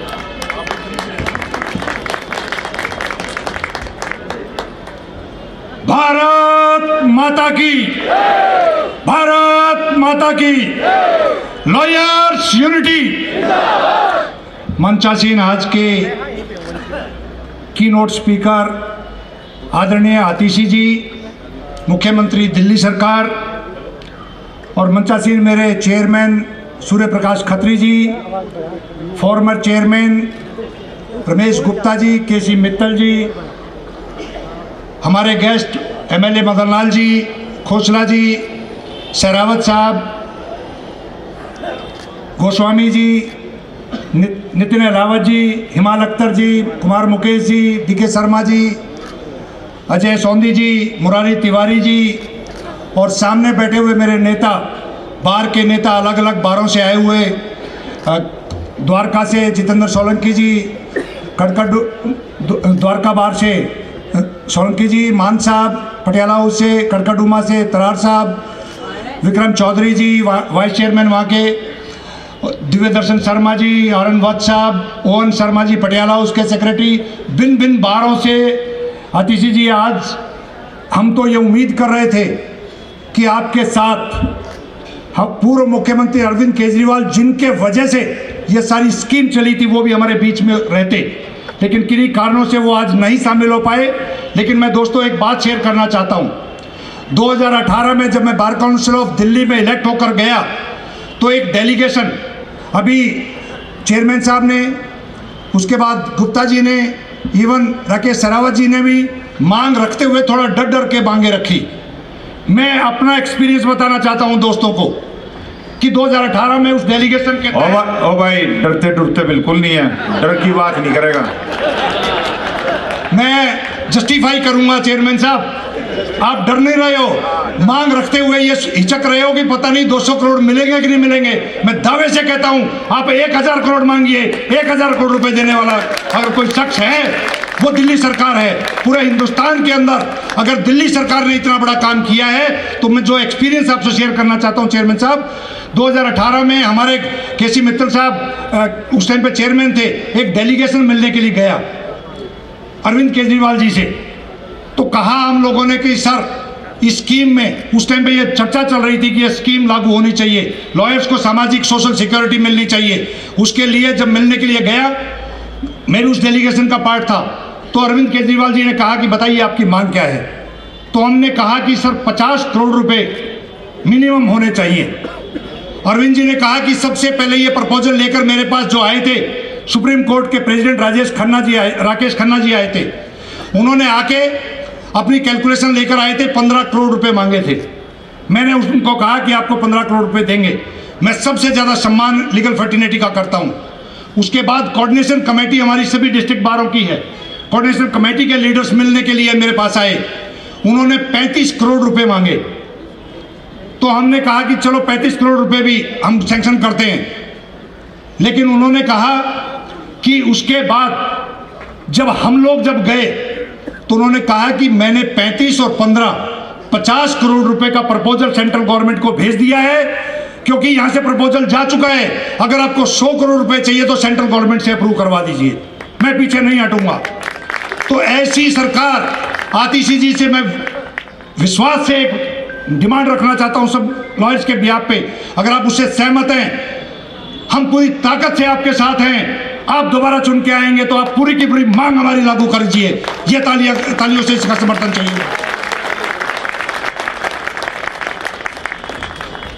लॉयर्स के लिए जिसने भी जो किया है उसे पीछे नहीं हटे हैं। 2012 में विज्ञान भवन में एक कार्यक्रम बार काउंसिल दिल्ली ने किया। चेयरमैन उस टाइम पे गोस्वामी जी थे, वाइस चेयरमैन राकेश शेरावत जी थे और सेक्रेटरी मुरारी तिवारी जी थे। आप सबने पूरी दिल्ली के लॉयर्स को बुलाया था। सबसे पहले वो मांग वहाँ पे रखी गई थी। सेंट्रल गवर्नमेंट भी थी, देश के राष्ट्रपति भी थे, दिल्ली की मुख्यमंत्री, उस टाइम की मुख्यमंत्री स्वर्गीय आदरणीय शीला दीक्षित जी भी थी। हम लोगों ने ये मांग पहली बार रखी, लेकिन वो मांग हमारी पूरी नहीं हुई। उसके बाद आपको ध्यान होगा, हमारे अपने दिल्ली बार एसोसिएशन की 125वीं वर्षगांठ के दौरान हमने ये मांग कास्की सेंटिनल के फंक्शन में, जिसमें 5000 से 6000 वकील शामिल थे, देश के मुख्य न्यायाधीश उसमें थे, देश के बड़े बड़े मंत्री उसमें थे, उसके साथ साथ दिल्ली सरकार के रिप्रेजेंटेटिव के तौर पे मनीष सिसोदिया जी थे। हमने 2 मांगे रखी थी। एक मांग ये रखी थी कि दिल्ली के वकीलों को या दिल्ली में प्रैक्टिस करने वाले सभी साथियों को सोशल सिक्योरिटी, सामाजिक सुरक्षा चाहिए, हमको भी चाहिए, हमारे परिवार को भी चाहिए, उस मांग पे। और दूसरी मांग रखी थी कि हाउसिंग की एक कोई स्कीम आनी चाहिए। हम लोगों के साथ बहुत दिक्कत है, सुप्रीम कोर्ट के लॉयर्स तो नोएडा में या दिल्ली के अंदर उनको ज़मीन अलॉट हो जाती है, लेकिन हम लोगों को, क्योंकि वो सेंट्रल गवर्नमेंट से भी जुड़ा हुआ लैंड क्योंकि दिल्ली सरकार के पास नहीं है, तो ये घोषणा उस टाइम पे दिल्ली सरकार की तरफ से हुई थी कि इन दोनों मांगों पे विचार होगा और जो हमारी जुरिडिक्शन में होगा उसको हम लागू करेंगे। और मेरे को ये कहते हुए बड़ा हर्ष होता है कि उस मांग को, जिसको दिल्ली की बारों के सभी नेताओं ने उठाया, हम लोगों ने खोसला जी के लीडरशिप में बहुत बार हमने प्रदर्शन भी किए, जंतर मंतर पे प्रदर्शन किए, केंद्र सरकार से मांग की, लेकिन किसी केंद्र सरकार ने किसी प्रदेश में अगर ये लागू करने की हिम्मत जुटाई तो अरविंद केजरीवाल जी की सरकार ने जुटाई। इसलिए एक एक वकील आपके साथ जुड़ के काम करना चाहता है। और ये बात सही है, बार काउंसिल दिल्ली की तरफ से ये जो आज मांगे आतिशी जी आपके सामने रख रहे हैं, ये सबसे जेन्युइन मांग हैं। एडवोकेट्स प्रोटेक्शन एक्ट लागू होना चाहिए। मैं उम्मीद करता हूँ 1 हफ्ते के अंदर एडवोकेट्स प्रोटेक्शन बिल पास होना चाहिए। और मेरे को विश्वास है कि आप 1 हफ्ते के अंदर अंदर उसको पास करवा देंगे, क्योंकि मांगे तो बहुत हैं। आपसे एक अलग तरह का प्यार है, अलग तरह की मोहब्बत है। मोहब्बत इसलिए है क्योंकि जमीनी लोगों से जुड़े हुए अगर काम किसी सरकार ने किए हैं तो उससे मोहब्बत, उससे प्यार अपने आप हो जाता है। 2015 के अंदर इसी लीगल फ्रेटर्निटी ने आपकी मदद की थी, 2020 में दोबारा लीगल फ्रेटर्निटी ने आपकी मदद की थी। और मेरे को ये विश्वास है कि आने वाला भविष्य आपका है, आने वाली सरकार आपकी बनेगी, और सरकार बनने से पहले ये घोषणा आज आप जरूर करके जाएंगे, क्योंकि गोस्वामी जी ने वो सब चीज़ें रोक के रखी हैं ताकि वो सब चीज़ें आपका स्वागत तब करेंगे ये, तब आप यह घोषणा कर देंगे। आतिश जी बहुत बहुत धन्यवाद, थैंक यू वेरी मच। बहुत बहुत धन्यवाद। Thank you. तट पर बैठे बैठे तेरे हाथ कहाँ कुछ आएगा, तट पर बैठे बैठे तेरे हाथ कहाँ कुछ आएगा, रत्न मिलेंगे तुझको जब सागर की तह में जाएगा। कुछ ना आए हाथ समझना, डुबकी अभी अधूरी है, चाहे कितना मुश्किल हो पहला कदम जरूरी है। और ये पहला कदम आपका होगा। अब मैं उस शख्सियत को बुला रहा हूँ जो हमारे 30,000 के प्रेसिडेंट भी हैं, बार काउंसिल के मेंबर भी हैं, और आपके लाड़े प्यारे दुलारे मैं नितिन अहलावत जी को आमंत्रित करता हूँ आप आए। और आपने पेशेंस ली, क्योंकि आप यहाँ के बुजुर्ग थे, आपके अध्यक्ष थे, इसलिए बाद में आपका नंबर रखा है। जो भी मांगे वो अपनी पूरी करें, क्योंकि आपका प्रांगण है और आपने जो सहयोग दिया है, मैं उसके लिए तहे दिल से बार काउंसिल की तरफ से आपका आभार प्रकट करता हूँ।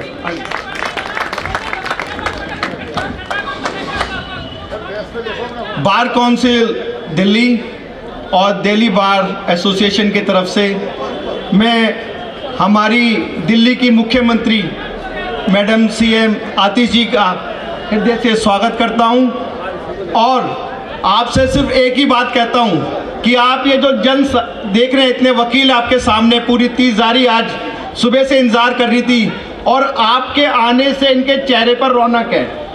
और साथ में एक उम्मीद है, उम्मीद इसलिए है कि हमने ये जो सोशल सिक्योरिटी की बात है, ये पिछले 30 साल से हम कर रहे थे कि वकीलों की कोई सोशल सिक्योरिटी नहीं है, और किसी ने ये किया तो वो आपने किया, उसके लिए आप देखते हैं कि ये जो उम्मीद है हम सिर्फ आपसे कर सकते हैं और किसी से नहीं कर सकते, क्योंकि हमें पता है कि हम जिससे मांग रहे हैं वो हमारी बात सुन भी रहा है, और वो हमारी बात पे फूल भी चढ़ाएगा और वकीलों की मांगों को पूरा करेगा। आज आप ये जो हमने लॉयर्स वेलफेयर के ऊपर सिंपोजियम रखा है, आज हमारा चार्टर ऑफ डिमांड्स है। आज जब से ये फंक्शन शुरू हुआ है, और उससे पहले से ही हम मैडम से मिले, हम अरविंद केजरीवाल जी से मिले, हम सबसे बातें कर रहे हैं, क्योंकि क्या है, हम आपके रिप्रेजेंटेटिव हैं, हम वकीलों के रिप्रेजेंटेटिव हैं, और हम पूरे दिन कोर्ट में रहते हैं, और हम ये देखते हैं कि आपकी क्या भावनाएं हैं, आप क्या चाहते हो, उन भावनाओं को, उन आपकी डिमांड्स को आप तक पहुंचाएं। तो मैं सिर्फ आपको बुलेट पॉइंट्स में 2-3 चीज़ें ज़रूर कहूँगा। 2 चीज़ें इम्पॉर्टेंट हैं। सबसे पहले तो हमारे दिल्ली में लगभग 2 लाख वकील एनरोल्ड हैं, और हर साल लगभग 12,000 वकील एनरोल्ड होते हैं। आपको इस प्रोफेशन की एक बड़ी रियलिटी है कि जो नए वकील आते हैं उनके पास काम नहीं होता है, वो कोशिश करते हैं, संघर्ष करते हैं अपने आप को इस्टेब्लिश करने के लिए। और एक कहावत भी है, जो वकील 1-2 साल तक रुक जाता है वकालत में आने के बाद, वो वकील बन जाता है, नहीं तो किसी और काम में चला जाता है। तो मेरा अपने छोटे भाई बहनों की तरफ से एक आपसे ये डिमांड भी है कि उनके बारे में भी सोचें कि उनको किस तरीके से हमको स्टाइफन दे सकते हैं, किस तरीके से उनको एंगेज कर सकते हैं, ताकि वो इस प्रोफेशन में टिके रहें और आपके मजबूत सिपाही बन के आगे बढ़े। दूसरा वो है जो प्रोफेशन में सेटल हो गए, सेटल होने के बाद एक उम्र आती है कि उस वक्त आदमी प्रोफेशन में काम करने के लिए थोड़ा सा परेशानी होती है, एज कारण रहता है। पूरे हिंदुस्तान में मैं आज देख रहा था, शायद कहीं पर भी लॉयर्स पेंशन के बारे में कहीं प्रोविज़न नहीं है। झारखंड ने शुरुआत करी थी, उधर भी 3,000 रुपये हमारे चेयरमैन साहब ने बताया। मैं चाहता हूं कि हमारे इस प्रोफेशन में आज हम पूरे गर्व से ये कहते हैं कि कोई सबसे स्ट्रॉन्ग बार एसोसिएशंस हैं, कोई यूनिटी किसी में है, वो दिल्ली से शुरुआत होती है, और इसकी नींव हमारे बुजुर्ग वकीलों ने रखी है, जो कि अभी हम कैलकुलेट कर रहे थे। पूरी दिल्ली में भी हम देखें तो हमें मैक्सिमम 1000 वकील हैं ऐसे जो कि जिनकी 75 साल से ज़्यादा की उम्र है और 50 साल की प्रैक्टिस है। मैं ये चाहता हूँ कि उन वकीलों का सम्मान में कम से कम एक पेंशन स्कीम शुरुआत की जाए, ताकि उनको इस प्रोफेशन से, इनसे एक आपको आपकी सरकार को आशीर्वाद मिले और उसको प्रोत्साहन मिले। ये आपसे 2 बातें। उसके अलावा एक बहुत ज़रूरी चीज़ है, ये आपकी सरकार की है, और क्योंकि हम जब यहाँ पे रहते हैं तो हम ये देख रहे हैं कि हम ये बात डिसाइडेड है, ये इस्टेब्लिश्ड है, सुप्रीम कोर्ट ने भी कह दिया कि वकील का जो चैम्बर है, ऑफिसेज है, ये डोमेस्टिक है। लेकिन उसके बावजूद हमारे जो बिल हैं वो कमर्शियल्स आते हैं, और आपका इस बारे में धन्यवाद है कि आप उसमें सब्सिडी देते हैं। लेकिन आज के दिन भी जितने भी हमारे बिल्स आते हैं वो सारे कमर्शियल्स आते हैं। तो आपसे एक छोटी सी रिक्वेस्ट है, क्योंकि हम यहाँ इस चीज़ के बहुत परेशान हो रहे हैं, कि हम आपके माध्यम से कहना चाहते हैं कि हमारे जो बिल हैं वो डोमेस्टिक आएँ, और जो हमारी LPSC और इंटरेस्ट हैं उनको हटा के आप हमसे बिल ले लीजिए। हम उनको बिल देना चाहते हैं, लेकिन वो हमसे बिल नहीं ले रहे। हम ये चाहते हैं कि आप ये करें कि इंटरेस्ट और पेनल्टी हटा के हमारे वकीलों का 1 टाइम सेटलमेंट करके हमारे बिजली के इशू को ख़त्म करा जाए। और डिमांड वेव ऑफ की हमारे सेक्रेटरी साहब बिल्कुल कहते हैं कि डिमांड बड़ी से बड़ी रखिए। तीसरा, अब इतने ज़्यादा बाइफरकेशंस हो गए हैं, अब कोई हर तिजारी, रोहिणी, करकरडुमा, द्वारका, साकेत, इतनी कोर्ट्स बन गए। और एक कोर्ट है जो हमारे यहाँ दिल्ली में, दिल्ली हाई कोर्ट है, लगभग सब वकील अब वहाँ पे भी जाते हैं। पहले हमारे यहाँ से डेस्टिनेशन चलती थी, लेकिन अब कुछ समय से क्या हुआ है कि वो डेस्टिनेशन चलनी बंद हो गई है। उनका वो कहते हैं जी हम नहीं कर पाते हैं, हमारा नुकसान है ये। मैं ये चाहता हूँ कि आप DTC की या किसी भी तरीके से जो मेट्रो फीडर्स हैं, किसी तरीके का कोई ऐसा अरेंजमेंट कर दें जो 30 जारी से हाई कोर्ट वकील अपने जाके मुकदमे कर सके, क्योंकि यहाँ से गाड़ी खड़ी करके वहाँ जाते हैं, वहाँ गाड़ी में खड़ी करने परेशानी होती है। अभी खबर मिली है कि हाई कोर्ट ने भी अप्रूव कर दिया है ये।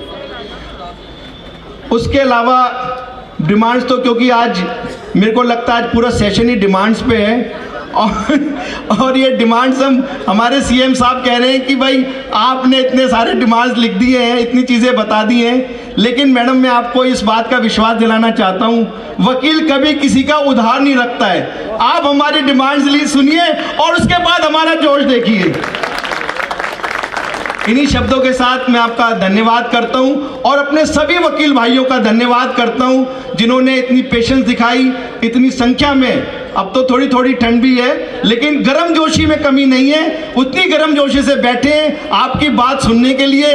डिमांड्स बहुत हो गई, अप्रूव आप करेंगे, हम आपके अप्रूवल का इंतजार कर रहे हैं। और हमने है ना जो एक उम्मीद आपसे लगाई है, हमें उस यकीन है कि हमारी ये उम्मीद पूरी होगी, क्योंकि आपने पहले भी कभी हमारी उम्मीदों पे हमेशा आप खरे उतरे हैं, और आज भी हमें उम्मीद है कि हमारी जो छोटी छोटी 2-4 डिमांडें हैं ये पूरी होंगी, और आपका हमें आशीर्वाद मिलेगा। धन्यवाद। Thank you so much. Thank you Nitin ji. समय नहीं, मुख्यमंत्री ऑलरेडी लेट चल रहे हैं। खोसला साहब ने कई डिमांड रखी थी, बस की डिमांड खोसला साहब की थी। भाई जोरदार ताली खोसला साहब के लिए। सर आज तबीयत खराब है खोसला साहब की। अच्छा, इतनी बात तो उन्होंने बिना तबीयत खराब में कही थी, ठीक होती तो क्या उम्मीद होती। समय नहीं लेते हुए मैं चेयरमैन साहब से, रमेश जी से, मुरारी तिवारी जी से, उनको भी मुझे बुलवाना था, मैं माफ़ी चाहूँगा, लेकिन वो है मुख्यमंत्री जी का स्वागत। मुरारी जी आप आएँ, कि मुरारी जी बहुत बड़े तबके को रिप्रेजेंट करते हैं। जोरदार ताली से भाई मुख्यमंत्री जी का स्वागत, क्योंकि मांग से बात करना फिर गलत हो जाता। अब पूरा ही स्वागत कर देते हैं पहले, फिर इनके ऊपर छोड़ देते हैं। अब मैं आमंत्रित करने जा रहा हूँ, आप मोमेंट तो देखा।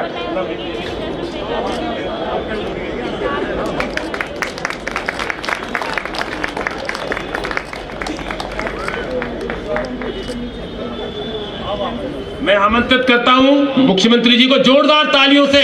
भाई मांग तो अब मिलेंगी, अब तक तो हमारी बात, अब तक तो वकीलों की बहस थी, जजमेंट अब आना है। जोरदार तालियों से मुख्यमंत्री जी के लिए। आओ।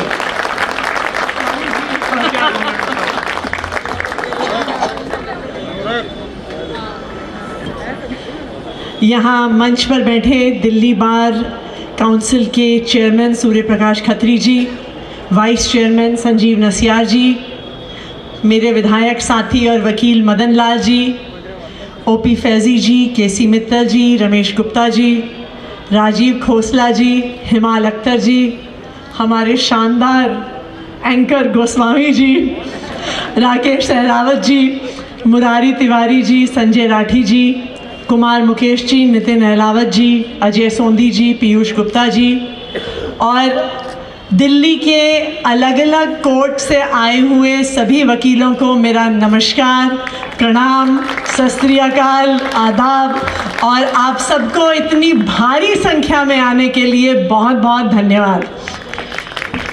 देखिए, मैं हमेशा एक बात कहती हूँ, कभी आप डॉक्टर से बात करिए तो हम डॉक्टर को हमेशा ये कहते हैं कि जी आपके पास जो भी इंसान आता है परेशानी में आता है, इलाज ढूंढते हुए आता है। उसी तरह से जब भी कोई इंसान वकील के पास आता है वो भी परेशानी में आता है, वो अपने संवैधानिक अधिकार ढूंढते हुए आता है, इसलिए आप लोगों के द्वार पे आता है। तो वकील होना कोई मामूली प्रोफेशन नहीं है, वकील होना एक नॉर्मल नौकरी नहीं है। जो आप सारे यहाँ पे वकील खड़े हुए हैं, आप बाबा साहब अंबेडकर के उत्तराधिकारी हैं। जिस बाबा साहब अंबेडकर ने देश का संविधान लिखा, जिस बाबा साहब अंबेडकर ने देश के एक एक व्यक्ति को अधिकार दिए, उन अधिकारों को कायम रखने वाली अगर कोई एक कौम है, अगर कोई एक प्रोफेशन है, तो हमारे वकील साथी हैं और आप लोग हैं। जब दिल्ली में सरकार बनी, हमारी पार्टी की सरकार बनी, अरविंद केजरीवाल जी की सरकार बनी, अक्सर कई वकील हमारे पास आया करते थे और जैसे आज आप लोगों ने बुला के कई सारी डिमांड्स रखी हैं, तब भी कई डिमांड्स हमारे सामने आई थी और खासकर के चीफ मिनिस्टर्स जो एडवोकेट वेलफेयर स्कीम है 2019 में उसकी बात चली थी। मैं कई बार ये सोचती हूँ कि जितना हम देख पाते हैं, जितना हम सोच पाते हैं, शायद ऊपर कोई बहुत बड़ी शक्ति है जो हमसे बहुत आगे सोचती है। 2019 में जब ये स्कीम पास हुई तो हमें तो लगा था कि हम वकीलों के लिए एक छोटी सी स्कीम लेके आ रहे हैं, लेकिन 2020 में जब कोरोना महामारी आई, तब इस लॉयर्स वेलफेयर स्कीम ने वकीलों का जितना सपोर्ट किया, मुझे लगता है स्कीम को बनवाने वाला ऊपर वाला ही था, जिसने एक बहुत दूरदर्शी नज़रिए से ये स्कीम दिल्ली सरकार से हम लोगों के हाथों से बनवाई। जो ये लॉयर्स वेलफेयर स्कीम है, मुझे खुशी है इस बात की कि जो हमारे दिल्ली में प्रैक्टिस कर रहे, दिल्ली में रहने वाले वकील हैं, उनको 10 लाख रुपए की लाइफ इंश्योरेंस और 5 लाख रुपए की मेडिकल इंश्योरेंस हमारी ये स्कीम प्रोवाइड करती है। हर साल इस स्कीम में नए रजिस्ट्रेशंस होते हैं और इस साल भी 3,220 नए वकीलों को इस स्कीम के साथ जोड़ा गया है। ये भी मैं बताना चाहूँगी कि फिर से इस स्कीम का रजिस्ट्रेशन जनवरी से खुलेगा, तो अगर कोई ऐसे वकील हैं जिन्होंने अप्लाई नहीं किया है, जिनका एप्लीकेशन छूट गया है, तो जनवरी से फिर से रजिस्ट्रेशंस खुलेंगे। आप सब लोग ज़रूर अप्लाई करिएगा। अभी आप सब लोगों की डिमांड आई कि 5 लाख रुपए काफ़ी नहीं पड़ते, आजकल मेडिकल के खर्चे बहुत ज़्यादा हो गए हैं और जो हमारे चेयरमैन साहब हैं उन्होंने कहा कि इस संख्या को 5 लाख से बढ़ाकर 10 लाख करना चाहिए। उसके बाद सहरावत जी आए, उन्होंने कहा कि जी आपने जब पिछली बार हमारी डिमांड मानी थी तो हम लोगों ने भी आपके लिए बहुत कुछ किया था। तो मेरी अब यहाँ के वकीलों से एक, अब मैं कहूँ कि कुछ आप हमारी सुनिए, कुछ हम आपकी सुनेंगे। तो मेरी ये सब हमारे वकील साथियों से रिक्वेस्ट है कि आने वाले समय में अगर आप लोगों का साथ रहा और फिर से हमारी पार्टी की सरकार बनती है, तो इस 5 लाख की मेडिकल इंश्योरेंस को बढ़ा के हमारी सरकार, नई सरकार इसको 10 लाख रुपए भी करेगी और आने वाली सरकार इस 50 करोड़ की मात्रा को बढ़ा के 100 करोड़ आने वाले बजट में लेके जाएगी। ये मेरा आज आप सब लोगों से वादा है। वकीलों के साथ दिल्ली सरकार अरविंद केजरीवाल जी के मार्गदर्शन में हमेशा वकीलों के साथ खड़ी रही है और इसलिए खड़ी रही है क्योंकि जैसा मैंने कहा, अगर हमारी संविधान की रक्षा करने वाला कोई एक प्रोफेशन है तो वो हमारे वकील हैं। मुझे अभी स्टेज पे ही मैं बैठी थी तो मुझे नसियार जी बता रहे थे कि जो हमारी सब्सिडी वाली स्कीम है उसमें आप लोगों को अपने लॉयर्स चेम्बर्स में कुछ दिक्कत आ रही है कि शायद कुछ पेंडिंग अमाउंट दिखा रहा है कि शायद LPSC और इंटरेस्ट का कोई अमाउंट उसमें कैलकुलेट हो रहा है। दिल्ली सरकार 2019 से लॉयर चेम्बर्स को भी सब्सिडी देती आई है। जिस तरह से घरों में 200 यूनिट बिजली फ्री मिलती है और 200 से 400 यूनिट बिजली पे 50% सब्सिडी मिलती है, दिल्ली सरकार वकीलों के चेम्बर्स के लिए भी देती आई है।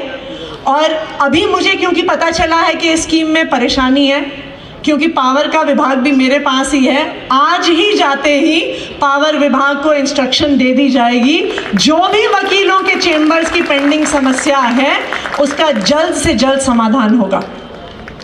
जब अभी हमारे चेयरमैन साहब अपनी बात रख रहे थे तो वहाँ से एक बुजुर्ग वकील ने लॉयर्स प्रोटेक्शन स्कीम की भी बात करी थी। मुझे आपको ये बात भी बताते हुए खुशी है कि आज ही यहाँ पर आने से कुछ घंटे पहले उस स्कीम को, उस बिल को दिल्ली सरकार के कैबिनेट के सामने रखने के लिए आज मैंने अप्रूवल दिया है।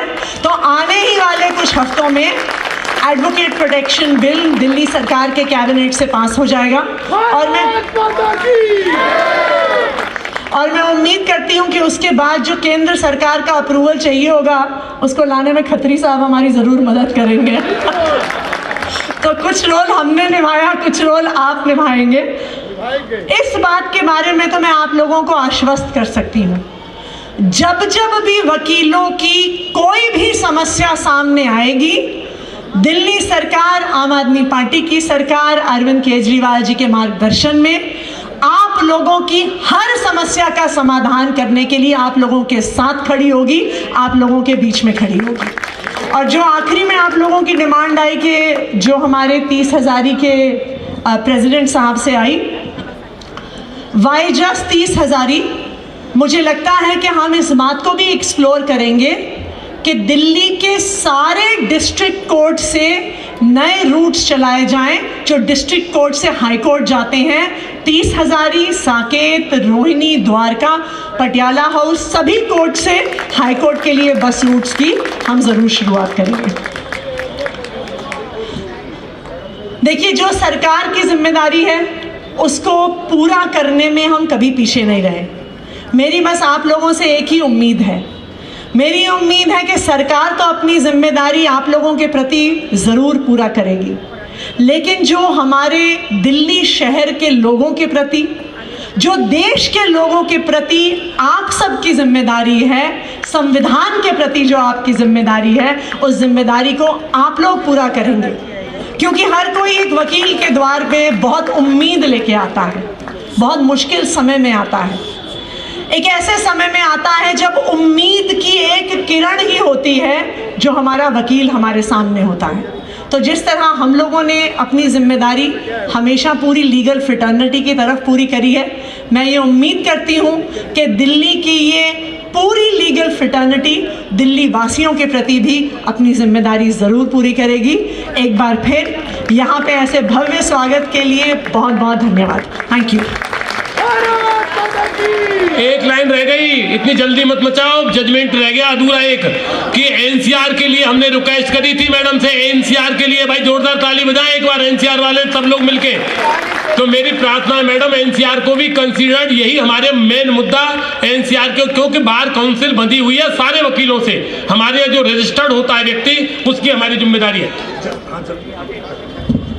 मैं सभी साथियों का स्पेशल थैंक्स करता हूं कि आपने पेशेंसली इतना डिसिप्लिन से आज की ये मीटिंग चली। मैं आदरणीय आतिशी जी का धन्यवाद करता हूं कि आपने समय निकाला और आपने जो आज घोषणाएं करी हैं, मैं आतिशी जी विश्वास दिलाता हूं पूरी दिल्ली की लीगल फ्रेटर्निटी यहाँ पे बैठी है, सारे लीडर्स यहाँ पे बैठे हैं। 2015 और 2020 को रिपीट करके आपको दोबारा जिम्मेवारी मिलेगी और हम इस उम्मीद के साथ कि 100 से नहीं 200 करोड़ रुपए हम आपसे पास करवा के लाएंगे। बहुत बहुत धन्यवाद। सभी साथियों से रिक्वेस्ट है, दिल्ली 6 का व्यंजन डिफरेंट व्यंजन है, सबको सभी साथियों को हम मिलकर अभी खाएंगे पीछे पंडाल में। Please, thank you very much.